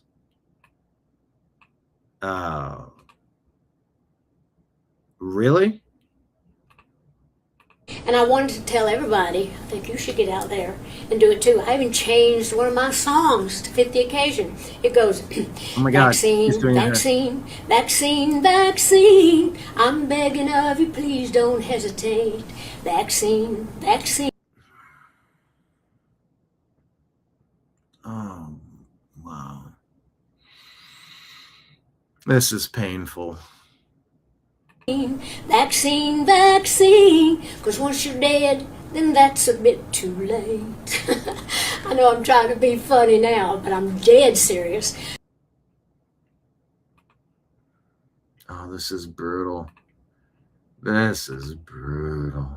About the vaccine. I think we all want to get back to normal, whatever that is, and that would be a great shot in the arm, wouldn't it, if we could get back to that. But anyhow, I just wanted to encourage everybody, because the sooner we get to feeling better, the sooner we are going to get back to being normal. So I just want to say to all of you cowards out there, don't be. I'm finally going to get my vaccine. Wow. You're a coward. And you're not smart enough to get it.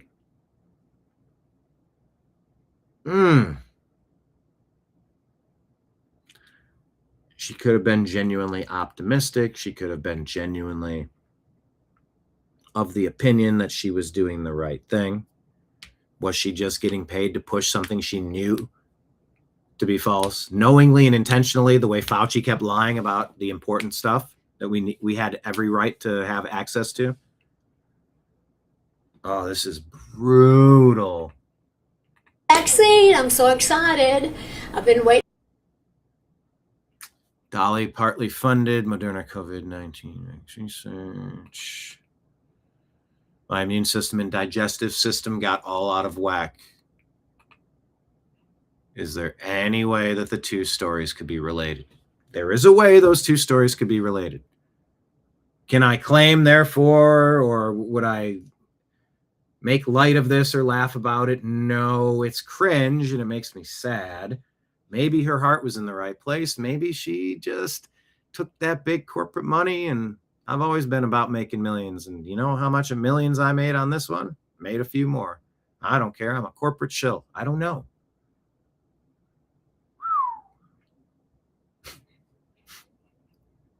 Kenneth asks, hypothesizing. So Dolly would be your COVID spokesman? A play on her amusement park, their theme park, Dollywood. So Dolly would be your COVID spokesperson? That is good wordplay right there. Rob says, hopefully in all of this, more people will have their eyes open for what will come in the future.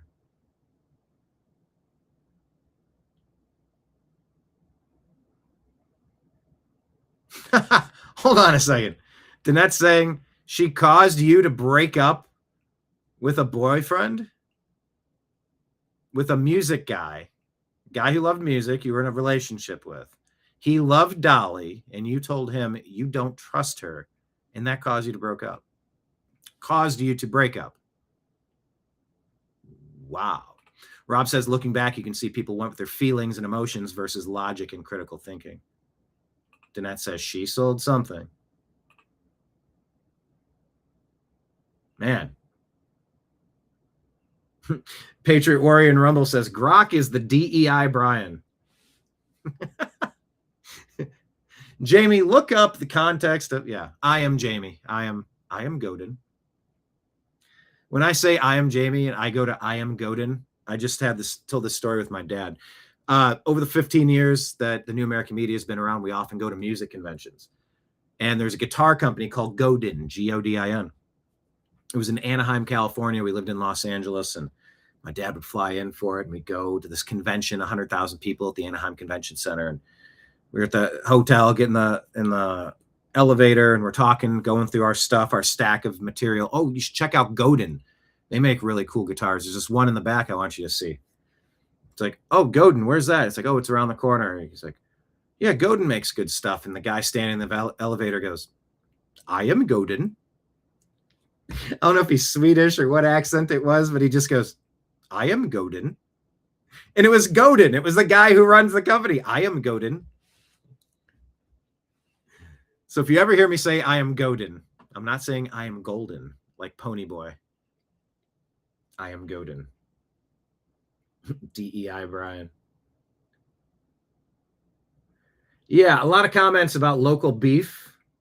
I think local beef is the right kind. Mountain Nug says we get our beef at the grocery store, which is 65 miles away, but the beef is grown right near you. Yeah, that's the way we need to be doing this. Mountain Nugs never gets meat at Walmart. Maybe steak from a local rancher. Yeah, oh, your wife says it tastes like grass? Yeah, I've been switching to the grass-fed and even grass-fed butter. Yeah, grain-finished beef. Yeah, I don't know. What's your favorite cut of beef? Oh, you like flat iron, says Patriot Warrior. Man, you guys are making me hungry. I'm sort of in the phase where I'm working some fasting days back in, trying to recalibrate the machine. Personally, for me, coffee only, fasting is a fantastic thing for me. And no, Patriot Warrior, I would never eat the lab-grown rat meat. Thank you very much. Joker Poker says, my friend went on the Dolly Parton diet. Worked great for him. You should see. Joe's lean. Joe's lean. Joe's lean. Joe be lean. Joe's lean.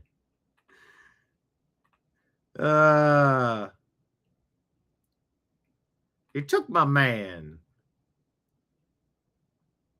Anyway. Yeah, rest in peace to Dolly. Just an interesting character. That end was really cringe. Don't know if she got sick from the thing that she was Bring your camera over here. promoting. I want to say something. Well, today's October the 8th, and obviously I'm here doing some commercials for the Grand Ole Opry, which is why I'm dressed kind of like a country western girl. But before I got started, I wanted to say, I know lately everybody thinks that I am sicker than I am. Do I look sick to you? I'm working hard here. Anyway, I wanted to put everybody's mind at ease, those of you that seem to be real concerned, which I appreciate. And I appreciate your prayers because I'm a person of faith. I can always use the prayers for anything and everything. But I want you to know that I'm okay. I've got some problems, as I mentioned, back when my husband Carl was very sick. That was for a long time. And then when he passed, I didn't take care of myself. So I let a lot of things go that I should have been taken care of. Okay, so she's in here saying that maybe these conditions are predating when she took the thing, if you believe that. So anyway, when I got around to it, bring your camera over here. I want to say something.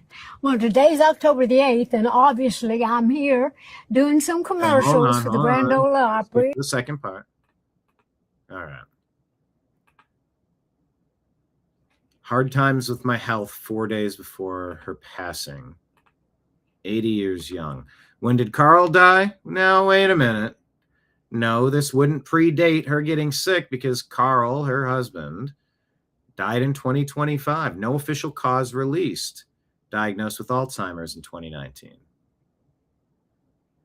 Dolly had a brief battle with cancer. And by the way, I have been at the funeral of at least one person who developed rapid, maybe unusual behaving, fast spreading cancer after getting the thing and the several boosters to it. Can I link it to it? No, because cancer impacts a lot of people, but a lot of us are asking the questions because we've been intentionally lied to so many times. Everybody out there, hit the thumbs up button, hit like, subscribe to this show, turn on the notifications real quick, and consider hitting the arrow, copying the show link and sending it out on X. Text a couple of your smart friends that don't have TDS and invite them into the program. Say, hey, click this. We're watching the news live together. Please. Thank you for the consideration. I'm finally going to get my vaccine. I'm so. I don't know. Maybe her heart was in the right place, and if so, rest in peace, Dolly. Or maybe she was part of a vast conspiracy, in which case, you can't be really sympathetic to that. Although, good people can be duped sometimes. But she's gone, and this is a part of the story. So now you have it. Consider it how you wish. Now, you saw this story. This video is sped up. Apparently, there's a 4.4 magnitude. Watch the water. No, that's not a Q reference. That's a reference to Nepal. Look at the water. Watch the flood. Oh my God! And they keep saying, "Oh my God." I mean, this looks like something out of a horror movie.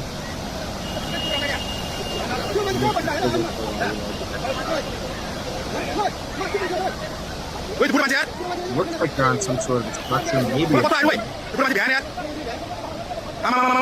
If you see a river ever do this, don't go, oh man, that got cool really quick. No.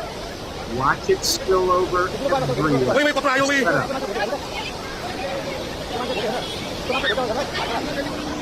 Now it is devouring the country. No chance. Probably went Wait. to Helene after massive documentary first. Oh my God. Nothing like this happening in massive. Oh my God. Kelly, you're right. Kelly, we will always love you. Kamala, how are you? So funny too. But look at this. I mean, anything close to the water. Death toll remains just below 100 with hundreds still accounted for. How long would you stand there filming before you go, I don't want to do this anymore.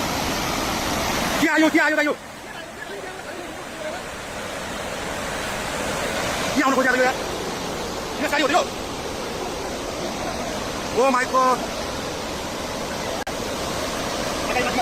Yeah. He goes, okay, I'm going back. We. Prayers to the people of Nepal, and please be ready anytime you're near the water.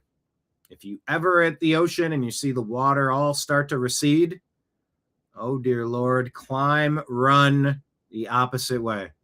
You have a very limited time. Yeah, climb to higher ground if you can. Good grief, exactly. You got the self-preservation instinct of Vince from Pulp Fiction. Hey, fellas, if self-preservation is an instinct... Oh, no, what does he say? If self-preservation is an instinct that you possess, I suggest you do what I say when I say. If my help isn't wanted here, good luck, gentlemen. No, Mr. Wolf. No, we appreciate your help. I'm just saying. Say, you could have said please, huh? You could have said please. If I'm curt with you, it's because time is of the essence. So pretty please with sugar on top. Clean the flipping car. I gotta watch Pulp Fiction. I have not watched that in a while, and it's just such a great flick. It's just interesting. All right, keeping it rolling. Oh, here's an aerial view of this Nepal flood. Look at that. Shit. So where's it all coming from? They're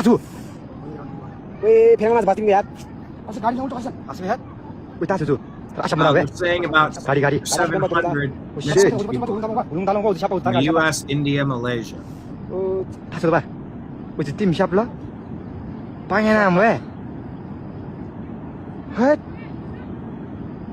at that. It's like turning on the pipes outside your house. Whoa!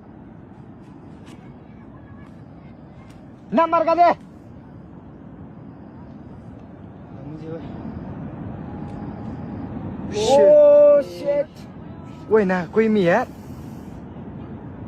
Oh shit! Sorry, not to laugh, but when they're speaking a different language, and you hear, "Oh my god! Oh my god! Oh my god!" You go, okay, and then here you hear him say, "Shit!" Maybe that's just universal.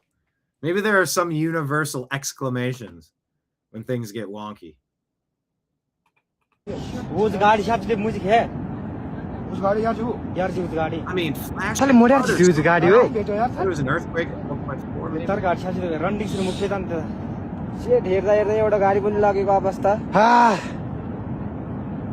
It's worse than a tsunami. There's warning signs for tsunamis. Yeah, like all the water receding. You have a chance to run.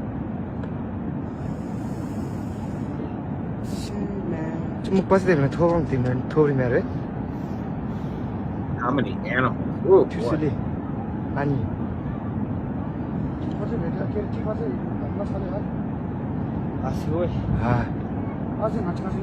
Shit. Mountain Nug says I was in a flash flood once on a mountain outside Tucson. It wasn't even raining where I was. Oh, God. But you woke up and heard it coming? Where did you go? That's an interesting chat over there on Rumble. Everybody make sure you have at least a Rumble account. Jump into the chat over there. Keep a second device on YouTube. We want you on Rumble for sure. Yeah, and there was that camp. All the girls were camping. It was girls? There was girls and boys. There was like a summer camp, and they all washed away during the flood, and it was just tough.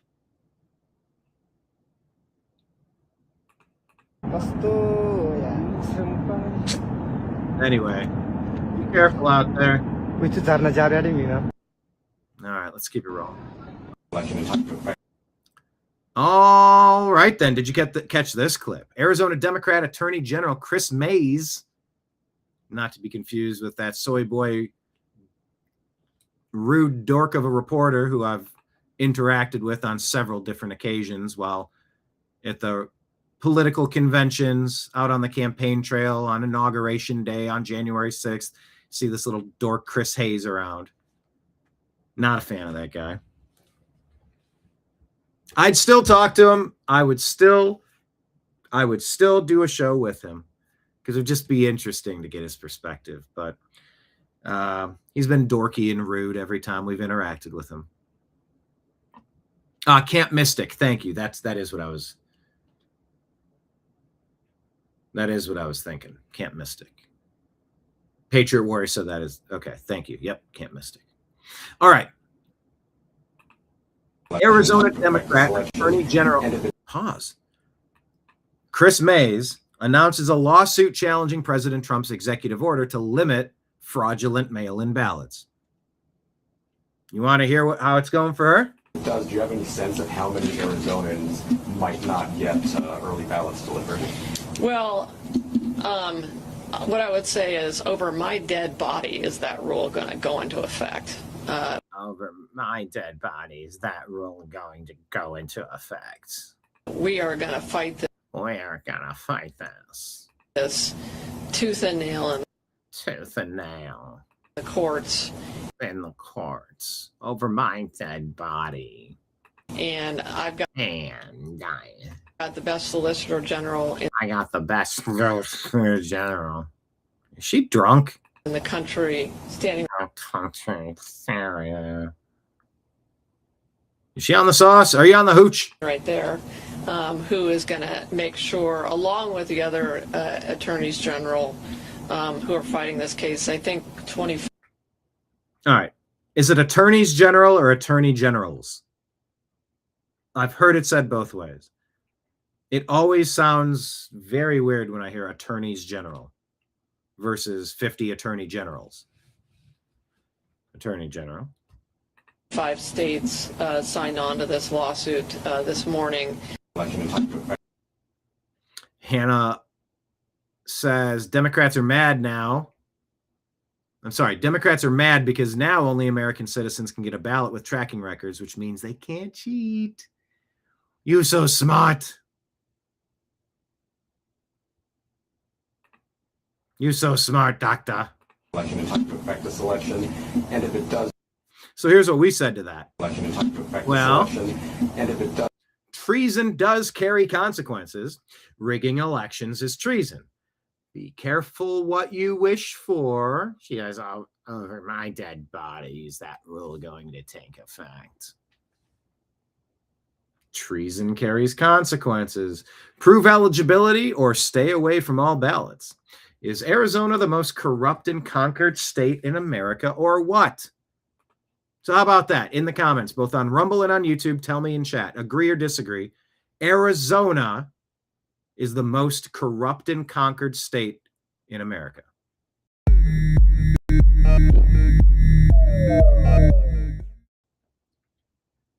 By the way, you said you're lagging in chat. You can always tap the forward button on the right of the screen. You can just kind of double tap it. It'll go different kind of double tap. Pop up. Zombieland. You got to tap the right side of the screen on your phone, and it'll go 10 seconds, 20 seconds, 30 seconds. You can always speed up to current by doing it that way if you're lagging.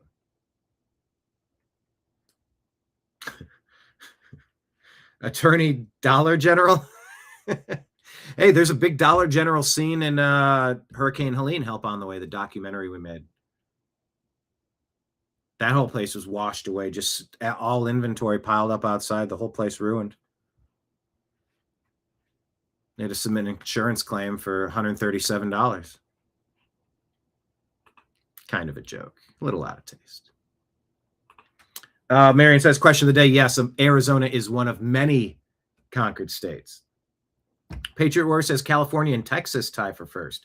Well, Texas can't be most corrupt because you at least don't have Democrats corkscrewing you into the ground. But Patriot Warrior says all the states are corrupt. Yes. I mean, it's tough. Minneapolis has fallen. Minnesota's fallen. It's a conquered state. California is a conquered state. New York is a conquered state. Illinois is a conquered state. Arizona is a conquered state. All right. Mountain Nug says Arizona's corrupt, but I think Cali or New York is the worst. Yeah, I fled California after a while out there on the West Coast. Hey, B. McCormick coming into chat. Happy to have you. Usually jump in around 2, right?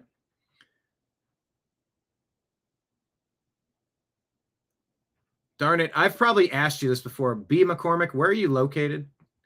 I was confusing yesterday's comments from the dude in from Hizzy, who's in Massachusetts. I was going to talk about Massachusetts.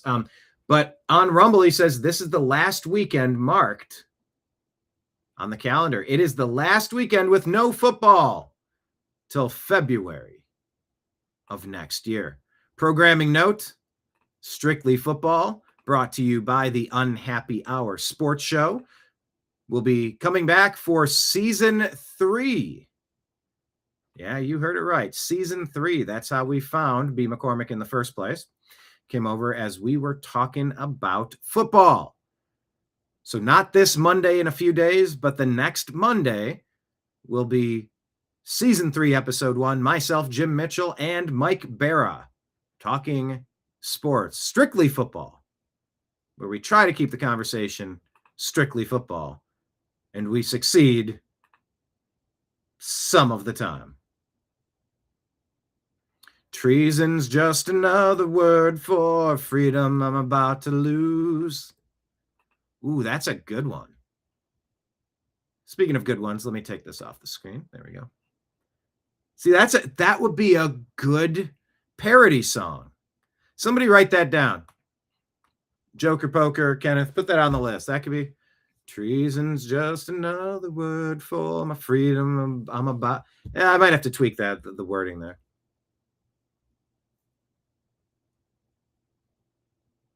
But yeah, that could work. That could be a full-on parody. I like that. Macabston in the house. What's up? Taking a break, so I won't stay long. Well, thanks for coming in. Give him a break. Give him a break. Break him off a piece of that. Dolly, Now, we showed you the bad side of Dolly. From a comedic perspective, all of you jokers out there, Patriot Warrior, Danette, Joker Poker, Kenneth, everybody with a sense of humor, you got to admit Dolly Parton was pretty flippin' funny. Dolly, I'd like to know, how long does it take to do your hair? Good question. How would I know? I'm never there. And that infectious laugh. I'm never there. Hi. You believe in living together before you're married? Good question. Do you believe in living together before you're married? Lord, I don't even believe in living together after you're married. I mean, it's just rapid fire humor out of her. And it's one of the main reasons why the country was endeared to her in the first place. You ever wish you were born a guy? Do I ever wish I was born a guy? Lord, no, I've always been a sissy. And if I'd have been born a man, I'd have been a drag queen. But I love the primp. She loves the primp. She loves getting dressed up. Yeah, I mean, those shows are what, in the 60s, 70s?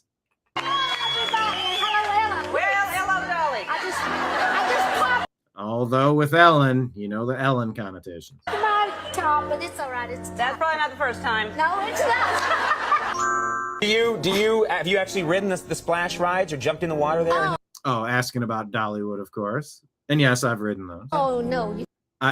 When I say I've ridden those and Dolly Parton's on the screen, let me be clear. Talking about the rides at Dollywood. Get your minds out of the gutter, people. I think Moses partied the water. I'd be like...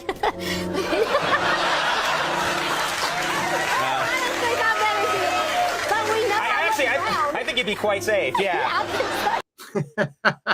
You'd be quite safe. I think that's a flotation device. 10 people trying to push you under. But... Conan from The Simpsons. one of my favorite comedians too. My dad said, I said, Dad, don't you think that's great? He said, yes, I do. I am very, very proud of you. But she's always telling jokes. He said, because I know that to your fans, you may be some sort of an idol, but to the pigeons, you're just another outhouse.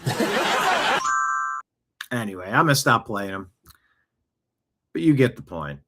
She was fun. I'm going to miss the humor that she brought. You can't talk about the humor without the other side, right? All right. Let's go ahead and bounce over here to our profile on X. This is the new American Media at American_Media_. And right here, pinned at the top, I need a haircut. This hair is getting long. I don't know what to do with it. Pinned here to the top of our X account is our Patreon link. Please consider signing up to be a monthly sponsor for TNAM. The new American Media. Go find it on Patreon, Rumble, or YouTube, or you can drop Rumble rant tips or Super Chat tips if you're feeling so inclined. Of course, we do stream on X, so should we disappear off any of the other sites, you can find us on X. All right, let's buzz through the news. Oh, yeah, this is the conversation I was having with this person. TNAM writes, it's not a smart business to get into anymore. Drug smugglers on a go-fast vessel in the Caribbean. Striking the drug smugglers. Michael said there's no impact on the drug trade. Of course there's an impact. Michael asked, do you think even one person who intended to do drugs was unable to get whatever drug they wanted because of this? And it's like these all or nothing questions. It's the same standard they're holding President Trump to in a completely unfair way, whether it's, Bovino or Tucker, Massey. If things aren't perfect, everything's crap and it's just as bad. There's no difference. It's a uniparty. No, you don't have multiple assassination attempts on a uniparty member. You just roll with it. McCobston says, I'm growing out my lovely locks. I don't know what I'm doing. My haircut person had a baby, and I don't think she's coming back to cut hair. It really is starting to look like Lego guy hair. Now, I have no product in it. I usually just kind of go like this and just kind of, all right, it's a little messy. It looks fun. But now it's just doing this thing. I feel like I have Lego guy hair. I'm going to trim the beard off, too. I don't know. We'll see. Oh, B. McCormick, what's up? Yeah, Dolly could float without having to swim. Yeah, that is the joke Conan was making. The Whatnot channel, picking winners resale. Picking winners resale. So I'm going to be going live. I'm looking at the other studio here. So much sports stuff. 1970s Pittsburgh Steeler beer cans, Shohei Ohtani tin, San Francisco 49ers helmet-shaped mug, all sorts of sports cards. Got a Barack Obama mug. I don't know what that's going to go for, 20, 30 bucks. Because, yeah, I do reselling on all the places, eBay and whatnot, and here and there and everywhere. Picking winners resale. Thanks for asking.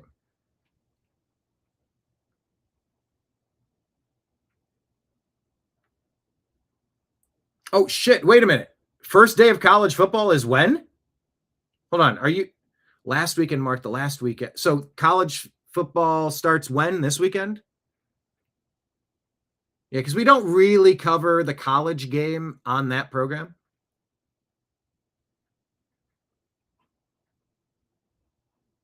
Oh, I'm so excited for football. Okay. Anyway, this person's just saying that there's no difference. How much supply was destroyed, TNAM writes. This can't turn more Americans into drug zombies now. That's a win. Michael says, millions of dollars in manpower and weapons for immaterial amounts. Dude, you have to know arguing otherwise is full of S. Have you heard of Iran-Contra or guarding poppy fields in Afghanistan? The U.S. federal government is one of the largest drug dealers in human history. So we replied, it seems like U.S. drug policy has changed since the events that you cited. Would you agree? So we'll see where that conversation goes. But look, we want a civil conversation. You can disagree. I think it's making a marginal effect.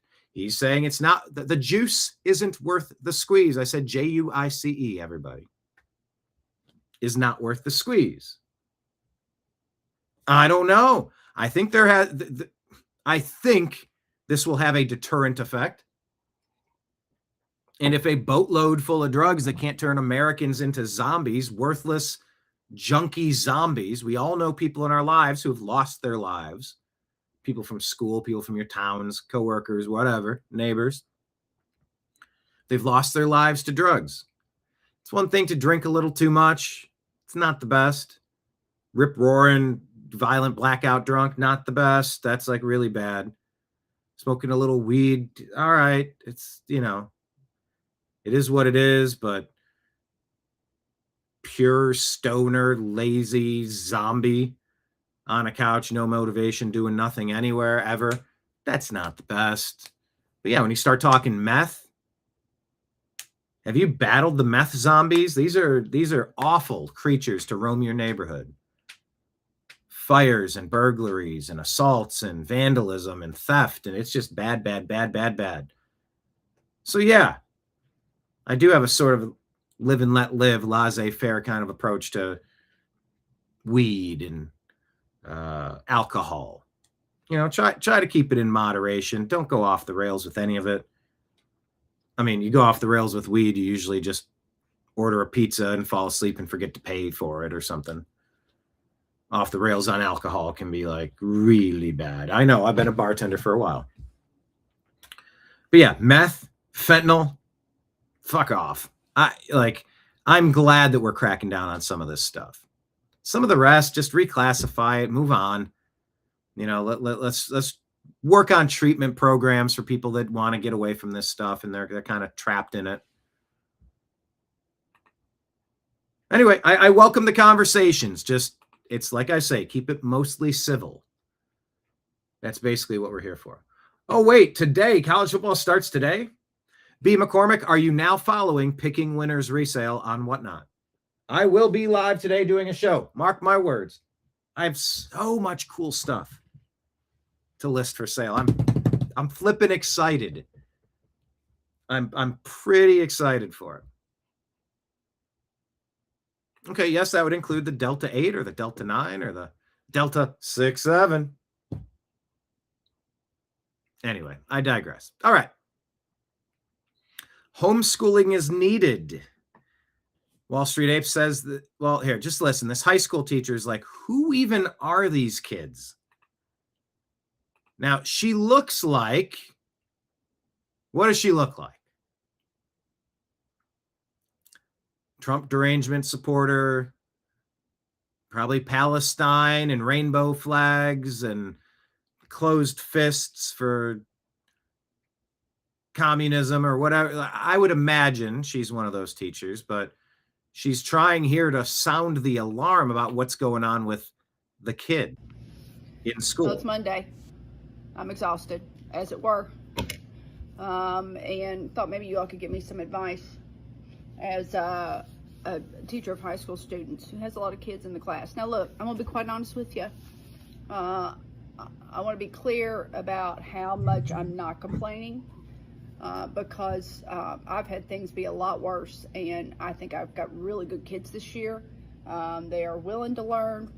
But I do want to tell you some things that I find to be funny, is the F word I'm going to use right now.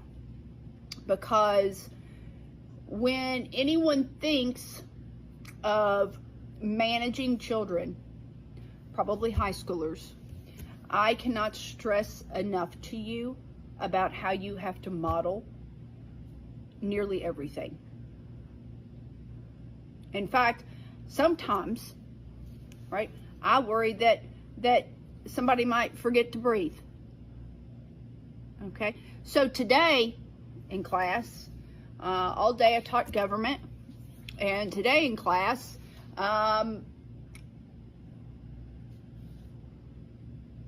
we talked about Thomas Hobbes and John Locke, two old dead white dudes that were very important to social contract theory. Don't worry about that. It's nothing. Look, we all know talk about dead white dudes can be quite boring. We get it, right? But when understanding how our country came about and the ideas that brought them here, we have to remember these dudes. Okay, I digress. But here's the point. Yes, get to the Knowing that this can be potentially boring, I create a reading front and back, chunked it up into topics. One on Thomas Hobbes, one on John Locke. Okay. I then, even though I was never taught this since I was a socialist teacher, my first job was to teach kids how to read and write. Never knew that would be the case, right, when I was in college. But that is indeed what I'm doing. It's literacy, literacy, literacy. And so I'm telling these kids, like, here's what's going to happen. I'm not going to go ahead and give you your activity because you won't read. So what we're going to do, okay, I'm going to give you each a highlighter. And what we're going to do is we are going to practice reading and highlighting things that are going to be important. Basic skill here, right? Just basic skill. Condense the paragraph into the one important sentence and just pull the highlights. So Very basic. I give them all a highlighter, right? And I say, okay, what we're going to do, everybody follow along. Okay, I'm going to read out loud in the first paragraph, and then we're going to discuss what should we highlight. So I do it, and then I say, what should we highlight?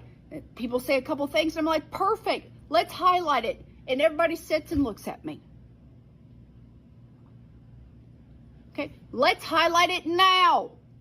Okay, let me explain what we're doing. And you realize, what did I ask Izzy the other day? Oh, yeah, I asked Izzy. Was he 18 years old now? He's oh, by the way, Izzy update. He's landing at his station base in Northern California today. You remember Izzy from last season on Strictly Football. They have a no social media policy, no podcasting policy, so he can't be with us this season. But we were talking about sports and, we were talking about video games. Pause on video games. Mark Hobston says homeschoolers are a mixed bag of genius and normal, and parents who never actually taught their kids. Yeah, it is a grab bag. Joker Poker says, my buddy's a blackjack dealer. We got on the subject of weed.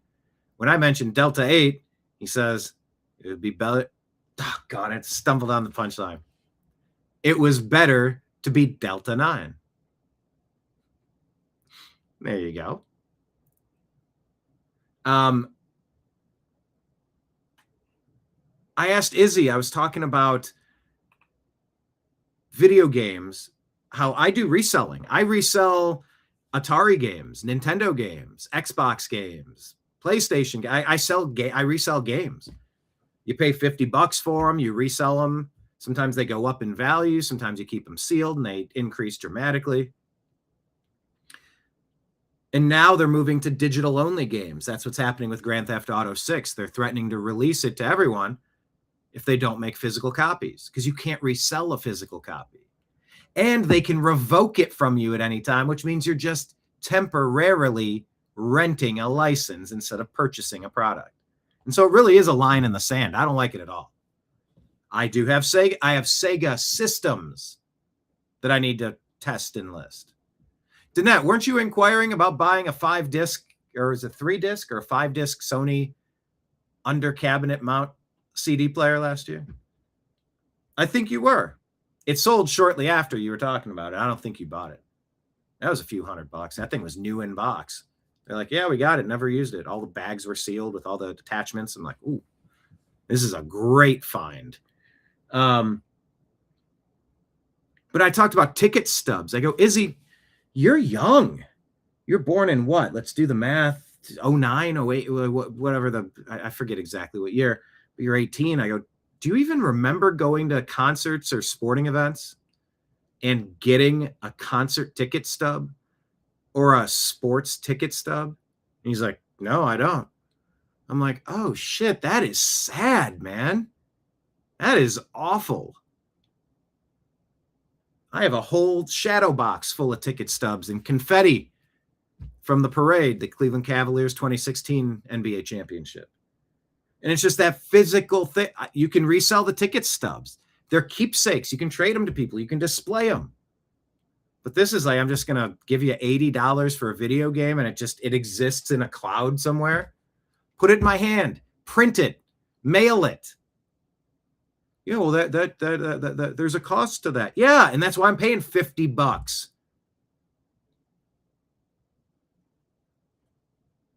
But I think this generation, they don't do a lot of tangible things. How many students, if this teacher said what class it is, how many people use pens and paper and write in cursive?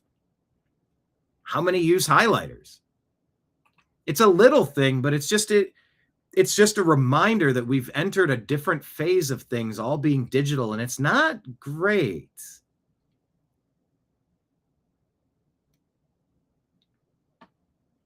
McCobson has a concert ticket from 2019. Man, I got him going back to the 2010s, the 2000s, the 90s,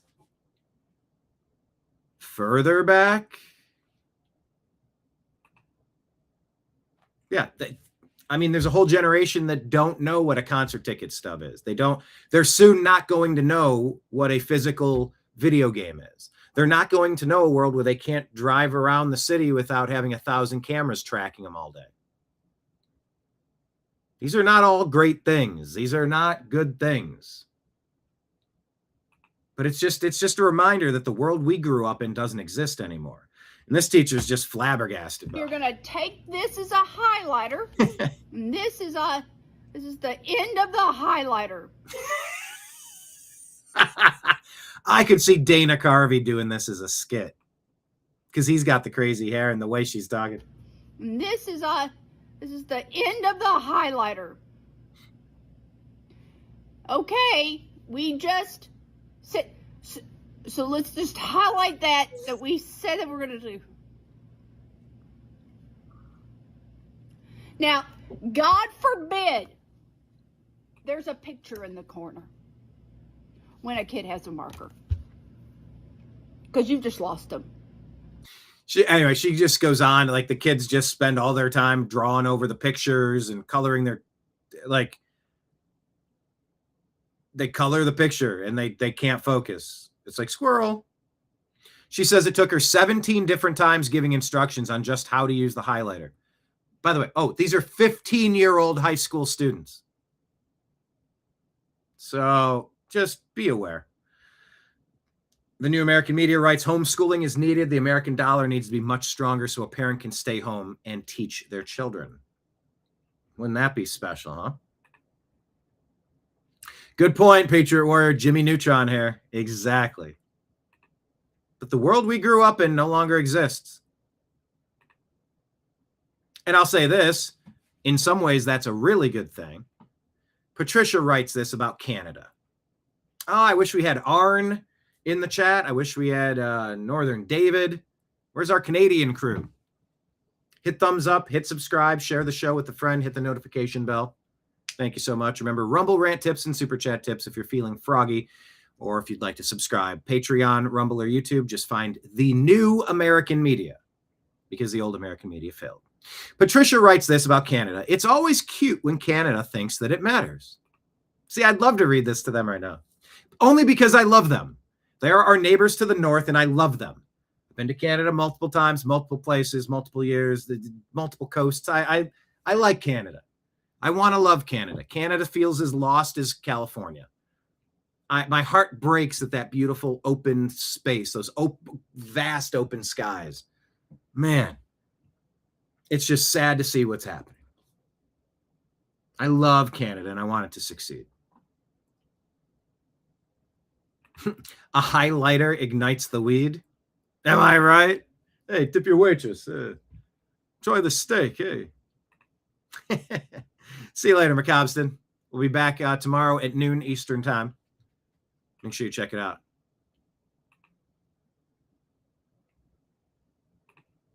It's always cute when Canada thinks it matters, writes Patricia. Mark Carney walks away from talks, announces dollar-for-dollar tariffs, and talks like Ottawa is at war. Most Americans hear that and shrug. That's the whole story. Canada lives next door to the biggest economy and biggest military on Earth. It sells us energy. It uses our market. It sits under a security umbrella that we pay for. Then it acts shocked when Washington finally says the old sweetheart deal is over. No, you don't get free ride on American defense.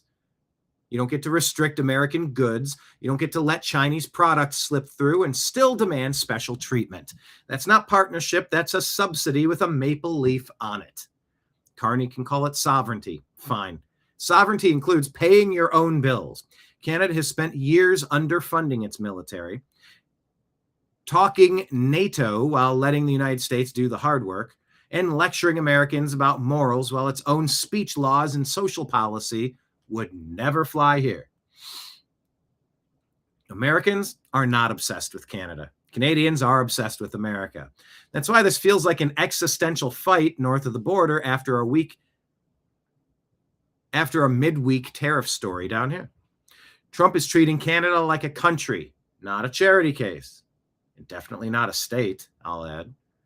If they want a close alliance again, the terms are simple. Fair trade, real defense spending, and no more pretending 40 million people can dictate terms to 340 million. Cute speeches don't change the math. America first. I like that. Because don't forget, a lot of this tariff talk. Oh, Canada does import comedians. Let's get our favorite Canadian comedians. And I love that phrase, Canadian comedian. Dave Coulier. Norm Macdonald. Is Jim Carrey Canadian? Mike Myers. Ooh, Canadian comedians. Steve Martin. Canadian comedians. Matt Rife is from Ohio. Canadian comedian. Where's Stephen Rife from? Canadian comedian. If I say it enough, it just feels like I'm having a stroke. You're going to have to check on me.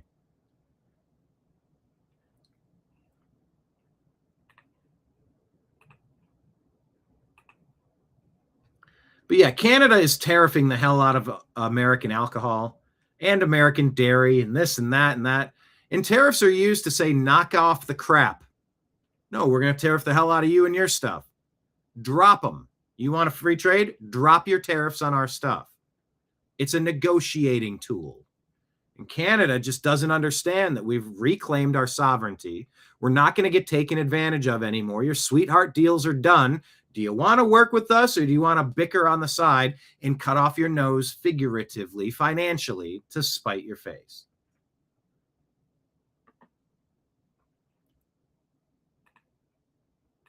Canada. Fox News Politics says Doug Ford feud boils with Trump over. Sorry. Trump-Doug Ford feud boils over as U.S.-Canada tariff fight escalates. Ford fires back after Trump threatens new tariffs on Canadian automobiles, auto parts, and steel. By the way, I think the rest of that story is that Canada's getting cheap Chinese shit, and then they're putting it into the United States, but then for repair parts, they can't get the cheap Chinese shit repair parts, so they're not letting their cheap Chinese shit cars into this country anymore. I think that's the crux of, if you peel back another layer of the onion, I think that's a big part of what's going on. Anyway, Canada's moving ahead with matching counter tariffs set to take effect September 8th. So that's a week and a half away. Ontario Premier is his name. Ontario Premier Ford fires back at Trump saying, quote, he can kiss my ass. Well.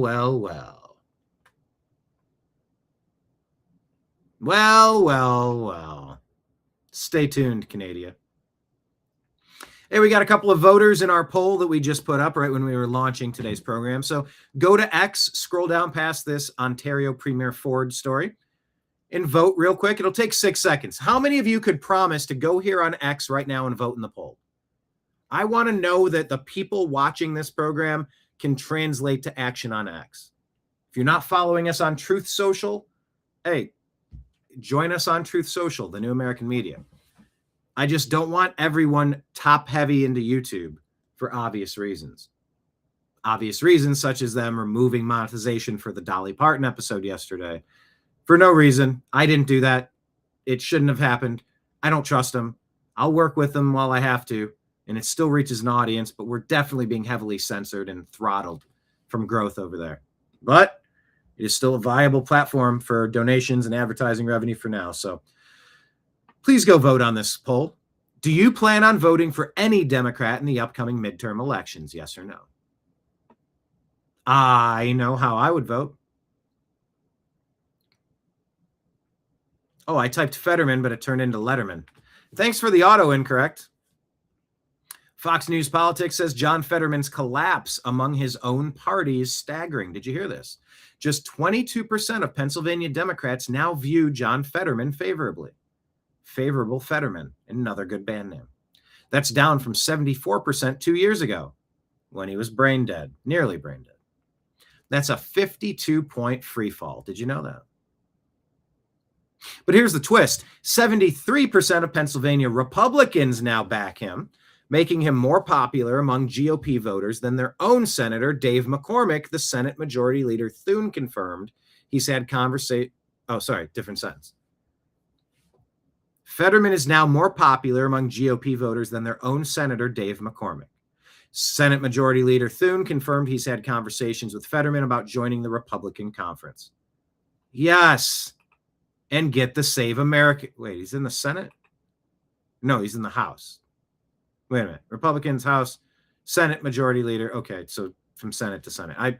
I do admit I confuse the House and the Senate occasionally. Forgive me. Fetterman hasn't ruled out a switch entirely. He says the line is if Democrats make it official as the anti-Israel party, that's when he walks. The New American Media writes, Letterman, thanks for that incorrect. Fetterman needs to switch teams immediately. Not over one issue. Don't make it over an Israel issue. No. How about because of the top 100 issues facing America? The Democrat Party is wrong about just about everything. Don't turn it into a story about the Jews. Make it about Fetterman making sense on a lot more than you would think coming from a Democrat.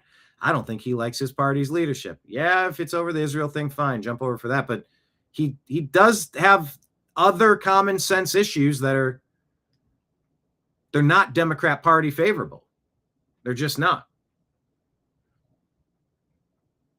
Oh, B. McCormick just went on X and voted. Thank you. And while you're over there, try to reshare some of our stuff. Do a retweet or a quote tweet. Share it with a quote and then type your quick comment on it and help us get our information out into the universe. And the way to do that is on different channels. If everybody's only here on YouTube or Rumble, dropping comments like, I need you on Instagram. McCormick, are you following us on Instagram?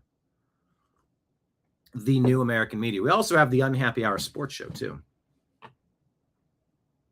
Oh, Kenneth says Fetterman has been switched out by a clone. A lot of people said that. And remember, he goes in and has the stroke, and then his wife bails on him or something weird, and then he comes out looking different, talking different. He goes, is this the same guy? Is this the same guy? I don't know. Is it? How many versions of Biden did we see? I know I've seen at least 2 versions of Trump. There's a version of Trump that's this.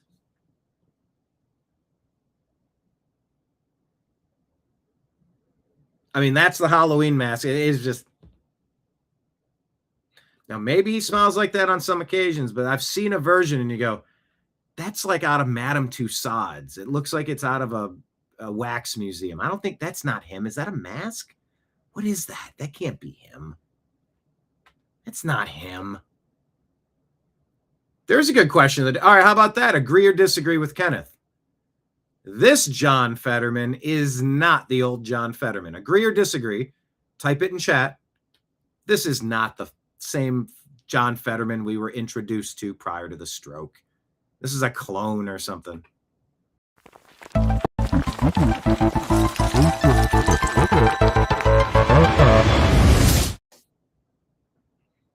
Yeah, of course, Eddie Vedder wrote that song about him. Can't find John Fetterman. Can't find Fetterman. Can't find Fetterman.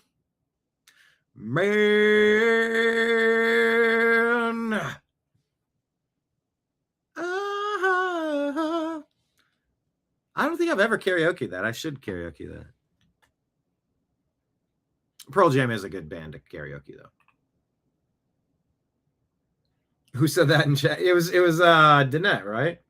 Where'd that go? I saw something about, yeah. Oh, no, it was Kenneth. He's now Sweaterman. Yeah, in the fall, he turns into John Sweaterman. I was looking at Dolly saying, is that a Dolly clone? I don't know. Yeah, Marion, I was telling that, well, you watched that story about the woman who was holding the baby in the storm in her house while her cell phone was plugged into the wall when the lightning hit, and the baby had development issues where, like, what'd she say? The fissures on the skull, like there's growth plates that the skull grows as the baby grows, but these were, they were locked or something. They weren't growing. And after she got zapped and all her hair stood up, then those separated and it released some of the problems that were being caused. She called it an act of God. Marion says, I think the stroke made John Fetterman made his brain work better and smarter.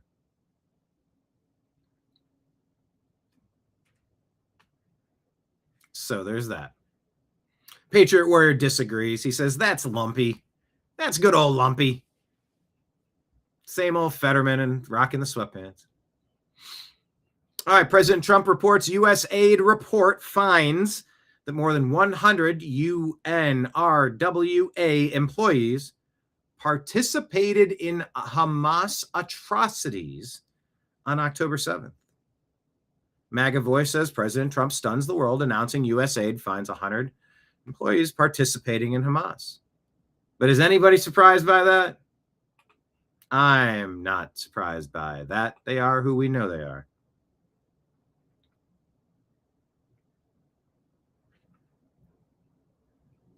FBI arrested Democrat Massachusetts State Representative Francisco Paulino for pandemic fraud. Look at the morose face on this guy. Can I enlarge this? You know, I did say that I have Lego hair. I think this guy has Lego head. He looks like a Lego. I mean, he legit looks like a Lego guy. Does that mean? It's just what he looks like. He's facing several decades in prison. Pandemic fraud. DOJ alleges the disgraced representative scammed taxpayers out of $700,000 in pandemic relief funds for personal use, using it for real estate expenses, loan payments, and transfers to his campaign account. To make matters worse, Paulino also loaned out taxpayer dollars at a significantly higher interest rate than he was paying just to line his own pockets. 11-count indictment, 8 counts of wire fraud, aiding and abetting wire fraud, and 3 counts of unlawful monetary transactions and money laundering. Massachusetts State Representative Francisco Paulino. Francisco. Sure is fun to say. Francisco. He looks like a potato. Can't find Potato Head. Mr. Potato Head. All right, now we're just being silly. Anyway, round up the creeps. So much pandemic fraud. All right, so we're talking about geopolitical affairs. CIA Director John Ratcliffe, according to Fox News Politics, flew to Moscow and met with Russian intelligence officials. The Kremlin said Wednesday, the first CIA chief to visit the Russian capital since William Burns traveled there 3 months before the war in Ukraine began. President Trump described the trip as a very sort of semi-routine. I think it was Dana Carvey that was telling a joke about how Trump can talk for a couple minutes without saying anything. It really is a gift for politicians. where you can talk a lot and say very little. And it was funny. A lot of people say, look, we got a deal. We're working on a deal. People said we could never do a deal quite like this. But I say, excuse me, but they said it could never happen.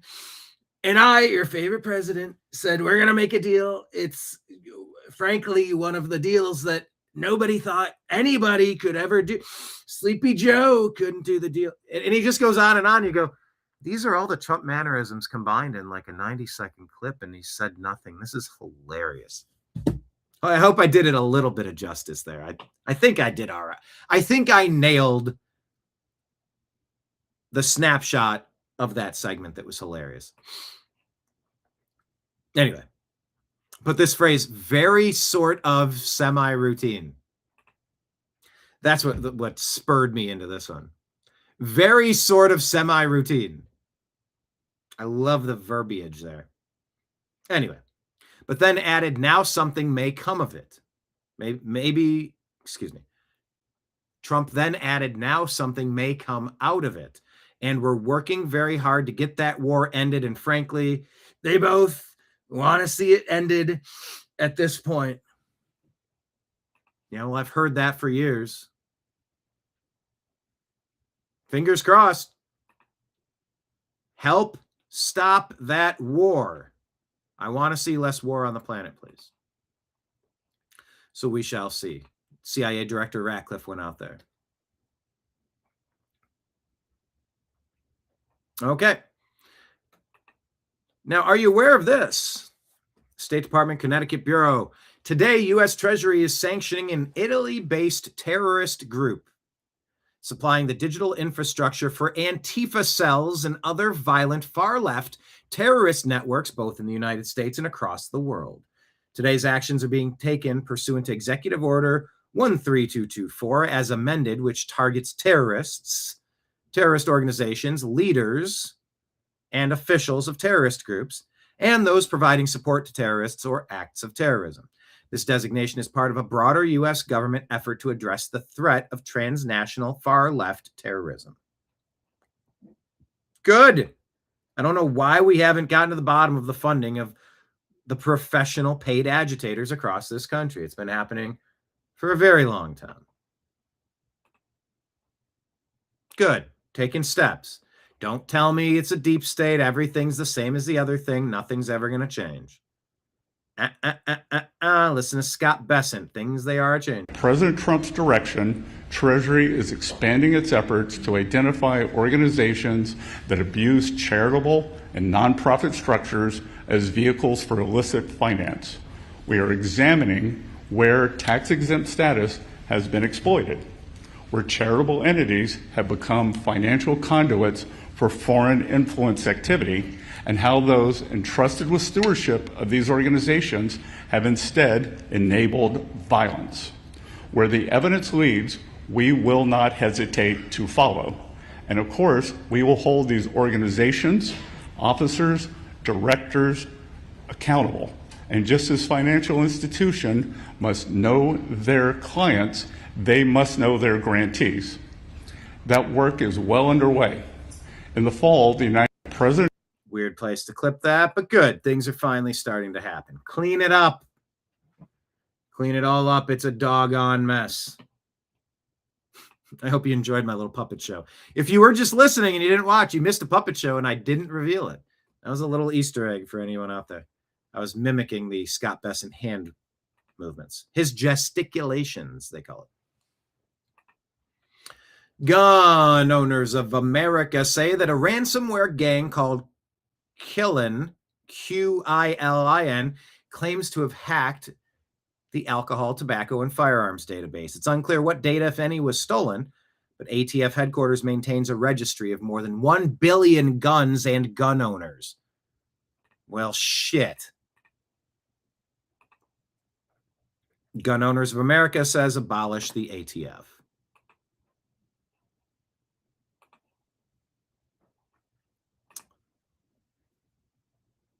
ABC News, you know, we told you about this yesterday. 7 months after 37-year-old Alex Preddy picked multiple fights with ICE agents. and lost his life in the process. His grieving family says they want accountability in their first television interview. Stephen Miller says they really tried to make the Preddy shooting a thing.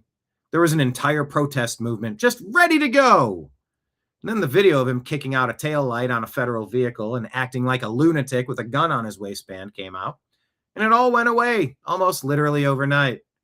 Their professional agitation terrorist network couldn't activate because they didn't have his sympathetic enough story. Ortho! Happy to have you. You just missed our segment about the gun owners. What was that? The ATF database being hacked. That'd be a good chance for you to. There you go. ATF got hacked. Good time for you to drop your catchphrase.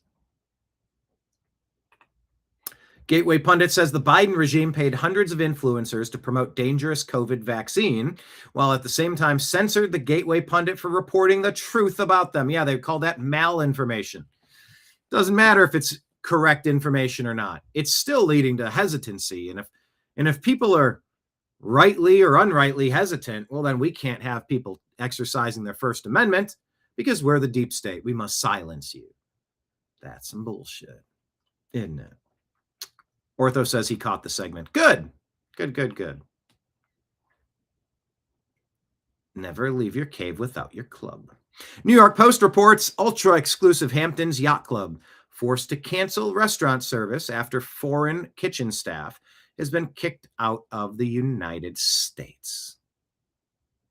Andrew Wilkow says, I feel bad for the elites who are losing their slaves.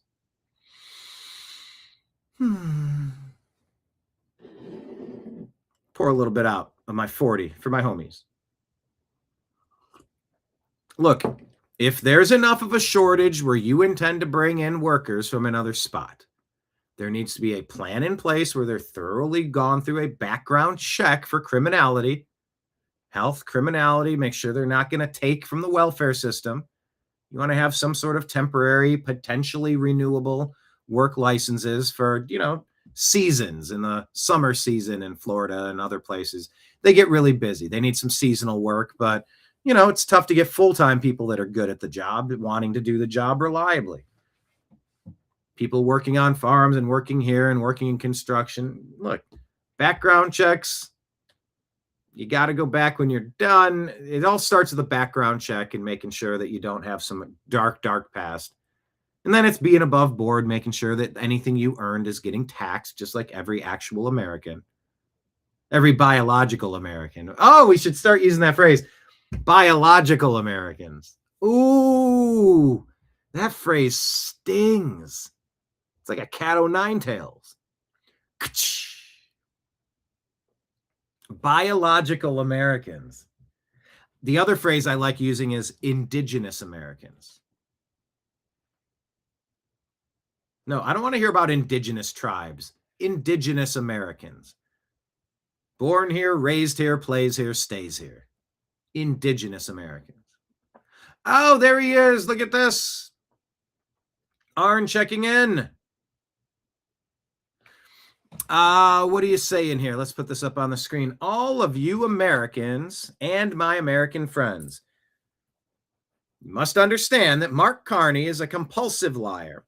And yeah, not just Ford over there in Ontario, but Mark Carney in Canada. He's a compulsive liar working for who's the RCC? Royal Canadian Club? I mean, it's a communist thing, right? He works for China in their hidden agenda to cause the one world government to take shape with the Canada in the United States. Yeah, there's something to that. I mean, they just got rid of Trudeau and replaced him with Trudeau 2.0. Nothing changed. That's what they're trying to do in England. Just replace your puppet with your next puppet. How about kick the bums out and run a fair election and put somebody different in? Anyway, the New American Media offered thoughts and prayers to the elites who are now losing their slaves, of course. Thoughts and prayers. Oh, did you check this out? Despite the best efforts of Alex Jones, Megyn Kelly, Tucker Carlson, Candace Owens, Tim Dillon, go down the list. You know the crew. They're sometimes being called the woke right, the Marxist right, the black pillars. I don't know. How much of an impact has this had on President Trump's popularity? Well, Harry Enton on CNN. Going to give you a little bit of information about how the voters feel. I just love this one. Okay. I just love this one. Okay.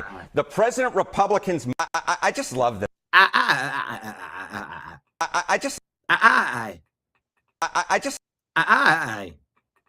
just love this one. Okay. The President Republicans most admire. It's Donald Trump. This is a historic comparison. A majority of Republicans say, 53% say, he's the Republican president they most admire. Ronald Reagan, who traditionally has won that much, Donald Trump nearly triples up on this. Reagan at just 18%.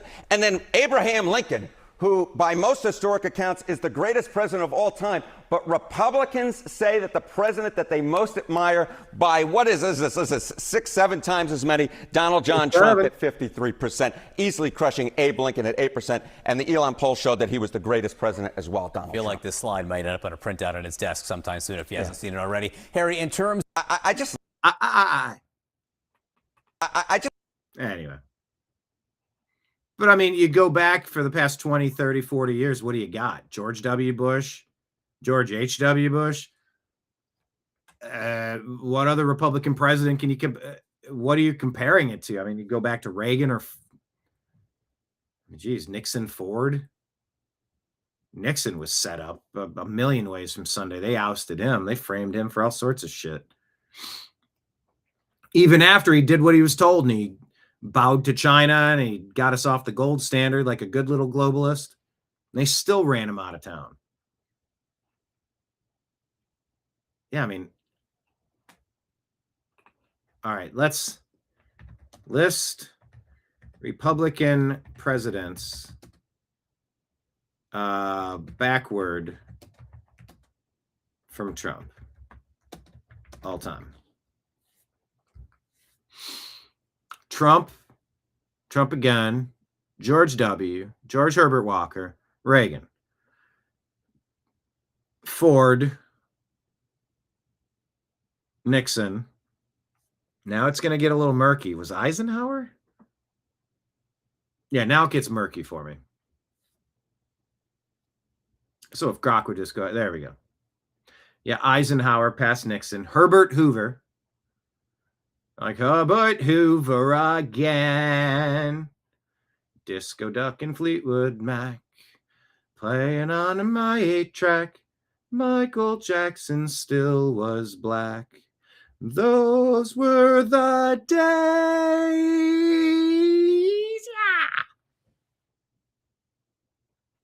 I want to watch Small in the Family. It's been a while for that. I mean, you're not going to be voting Calvin Coolidge or Warren Harding or Howard Taft, William Taft, Theodore Roosevelt, William McKinley. I mean, Roosevelt gets some votes. Benjamin Harrison, Chester A. Arthur, James Garfield, Rutherford B. Hayes, Ulysses S. Grant, Abraham Lincoln. Republican Party was founded in 1854, and Lincoln was its first president. Andrew Johnson, who succeeded Lincoln, is generally classified as a Democrat in National Union rather than a Republican. Who else are you going to vote for? Is there a president that Republicans most admire? Kenneth says, Hoover sucked. That's a vacuum joke. Nixon got nixed. Exactly. All right, let's keep it rolling. Rapid fire round. Final call here. I'm going to be clocking out in a moment. I'm going to go ahead and slide you your tab. It's $0 and free cents. I work off tips as a bartender. You know that. So if you've had a good time over the past several hours, please consider tossing something into the tip jar. Thank you to everybody who has and everybody who will.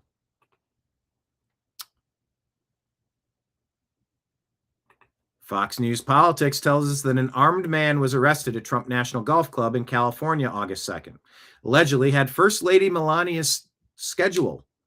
How did he get her schedule? 200 plus pages of Secret Service personnel details. I'm sorry, what? And notebooks sketching the property's layout, prosecutors revealed in court Wednesday, according to reports. Jeanine John Taeli, 38, was spotted by plainclothes federal agents walking the grounds, photographing and monitoring security planning activities ahead of Trump's August 4th visit there. Deputies found a 16-round magazine loaded with hollow point ammunition in his pants pocket. Vehicle contained a loaded pistol with a round in the chamber. Well, I mean, that's how you carry. Like, I don't know if you're supposed to have constitutional carry. Now, I'd say all that other stuff is a problem. The search of his home turned up an illegally modified AR platform rifle. Once again, I don't know what illegally modified means, but it's probably just some way to trip people up and infringe on our Second Amendment. Body armor. So what? You should have body armor. High capacity magazines, bulk ammunition. So high capacity magazines. Yeah. You want magazines with capacity. You want ammunition. Radio signal devices. What a Baofeng?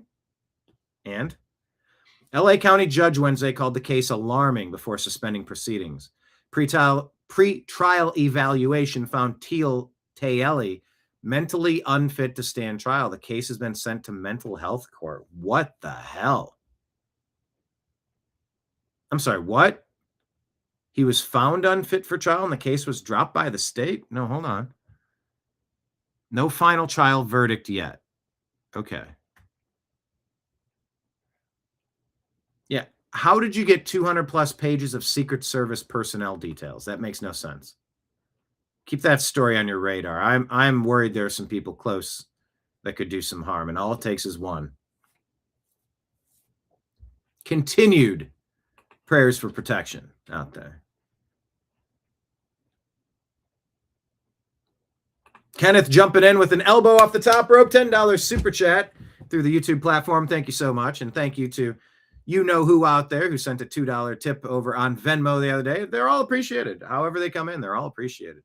They go right in the tip jar, and then they go right to pay the electric bill. They go right to pay the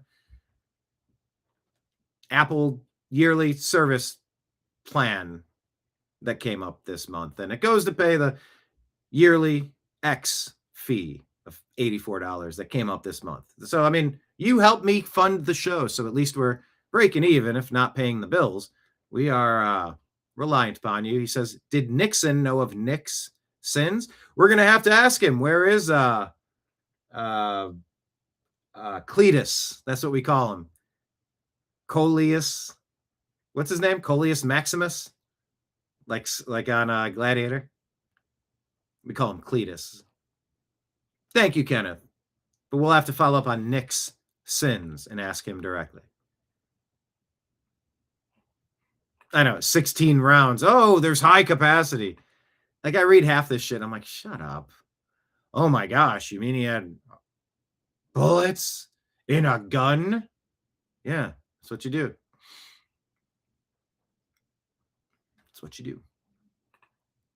Anyway, that's a disturbing story. South Carolina Democrat Annie Andrews, who's going to be running. Oh, I didn't even cover the fact that Lindsey Graham's sister won the primary. I'm not a Lindsey Graham fan. Man's man, Lindsey Graham. I'm sorry, were y'all talking about a mandate in here? Okay. Sorry. But yeah, Lindsey Graham's sister has won the primary, but I think she's going up against this lady. She says, if Democrats take the House and the Senate, we can impeach and remove RFK Jr. And if you'd like to know my personal opinion on the matter, I've got to say that I would wholeheartedly disagree with this Annie Andrews. She wants to take us back to a time where Fauci was lying about damn near everything. And stay off of my lawn. So, retire every Democrat. Police release footage of San Francisco 49ers owner Jed York being arrested after authorities accuse him of responding to an undercover prostitution ad and agreeing to pay $160 for sex at a hotel. I'm sorry, an Ohio mobile home park. You're banging a hooker for $160 in an Ohio mobile home. Oof. Don't worry. He then strikes a deal with prosecutors, pleads no contest to a reduced disorderly conduct charge, and 1 count of possessing criminal tools. What's a criminal tool? Some of this shit's so vague. What is a criminal tool? Hang on. And we're going to post that in the comments. Hold on a minute. What is a criminal tool? The jokes kinda write themselves.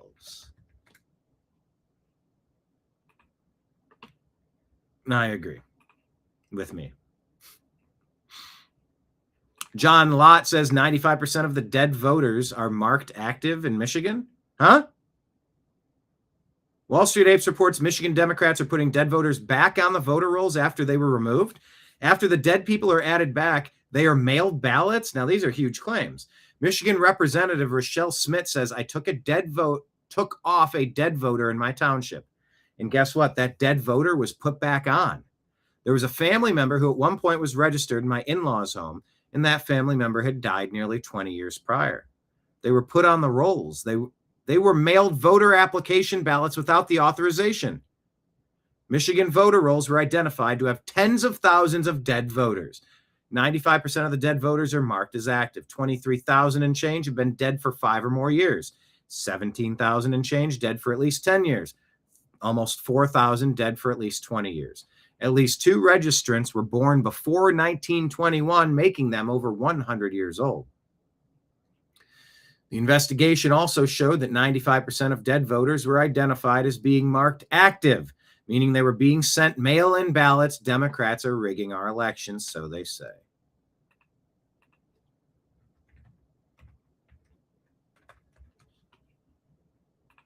Pass the Save America Act.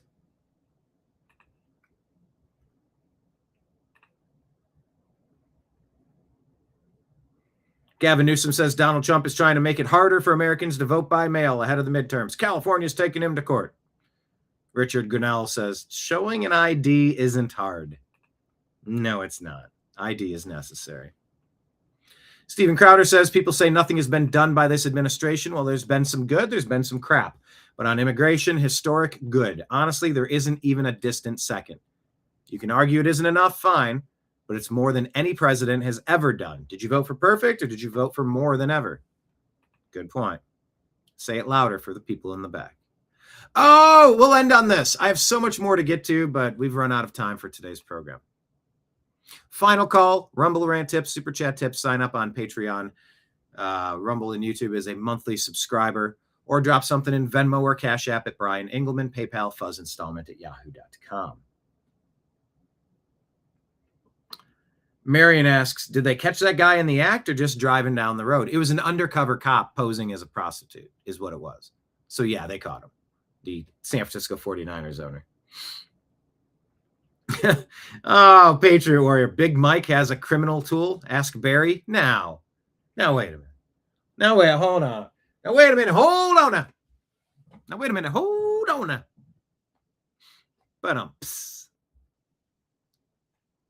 But speaking about did they catch him in the act or just driving down the road? Check out what our TNAM meme team put together yesterday. Or this morning, or whenever I got this and shared this 7 hours. Have I been up for 7 hours already? I feel like I got up 7 minutes ago. I feel like I got up 7 days ago. You just call me a dago? No.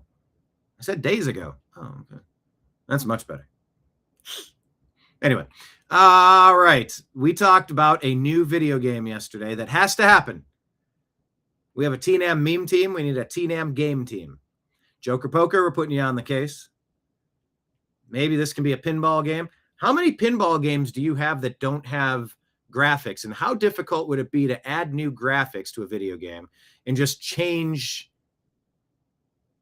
what the game is? Don't you just have to change the wrap? Change the wrapping, change the graphics? And that's probably not that expensive as long as you get the dimensions right. You just get the sticky tape and you do the wrap and you cut it to size or you fit it to match, and you could do an insert underneath the glass and change it to Grand Theft Amish. I'll bet you Grand Theft Amish would be one of the best video pinball games ever. Let's make it happen. Oh yeah, Grand Theft Amish, everybody.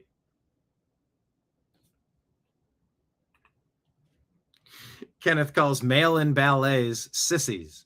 No, I said mail-in ballots, not males in ballets. Not a male in ballets. I meant mail-in ballots.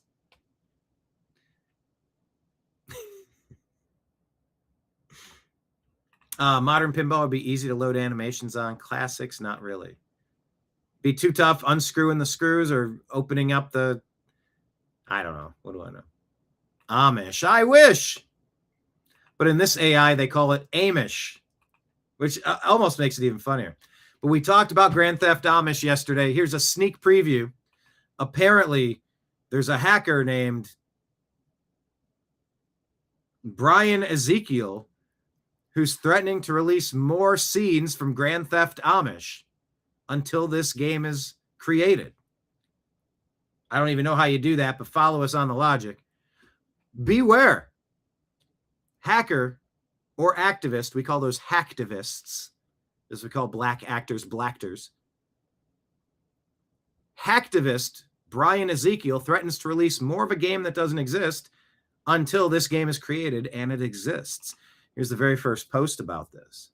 Grand Theft Amish. Patriot Warrior Texas says, join brother Brian Ezekiel on his quest to success. It's got our logo at the top. So we got to make it happen. We got to make this happen. I love it so much. All you need is a horse and buggy.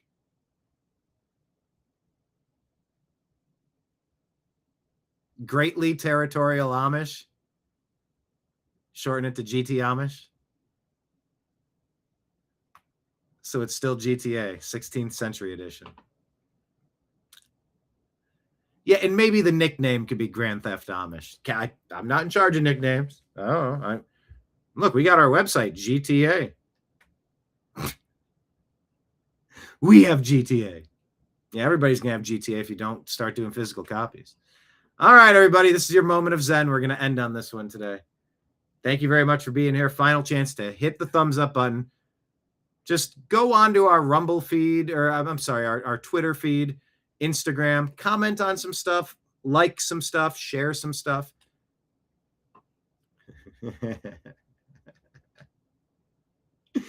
First mission, says Unholy Hoax. The first mission would be milking the bulls.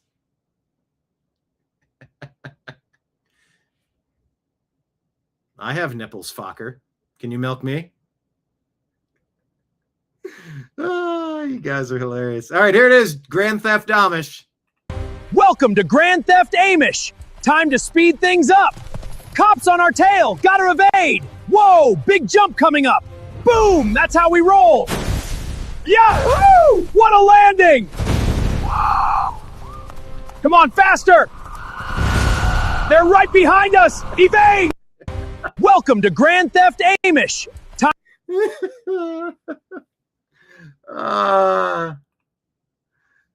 Come on. I just...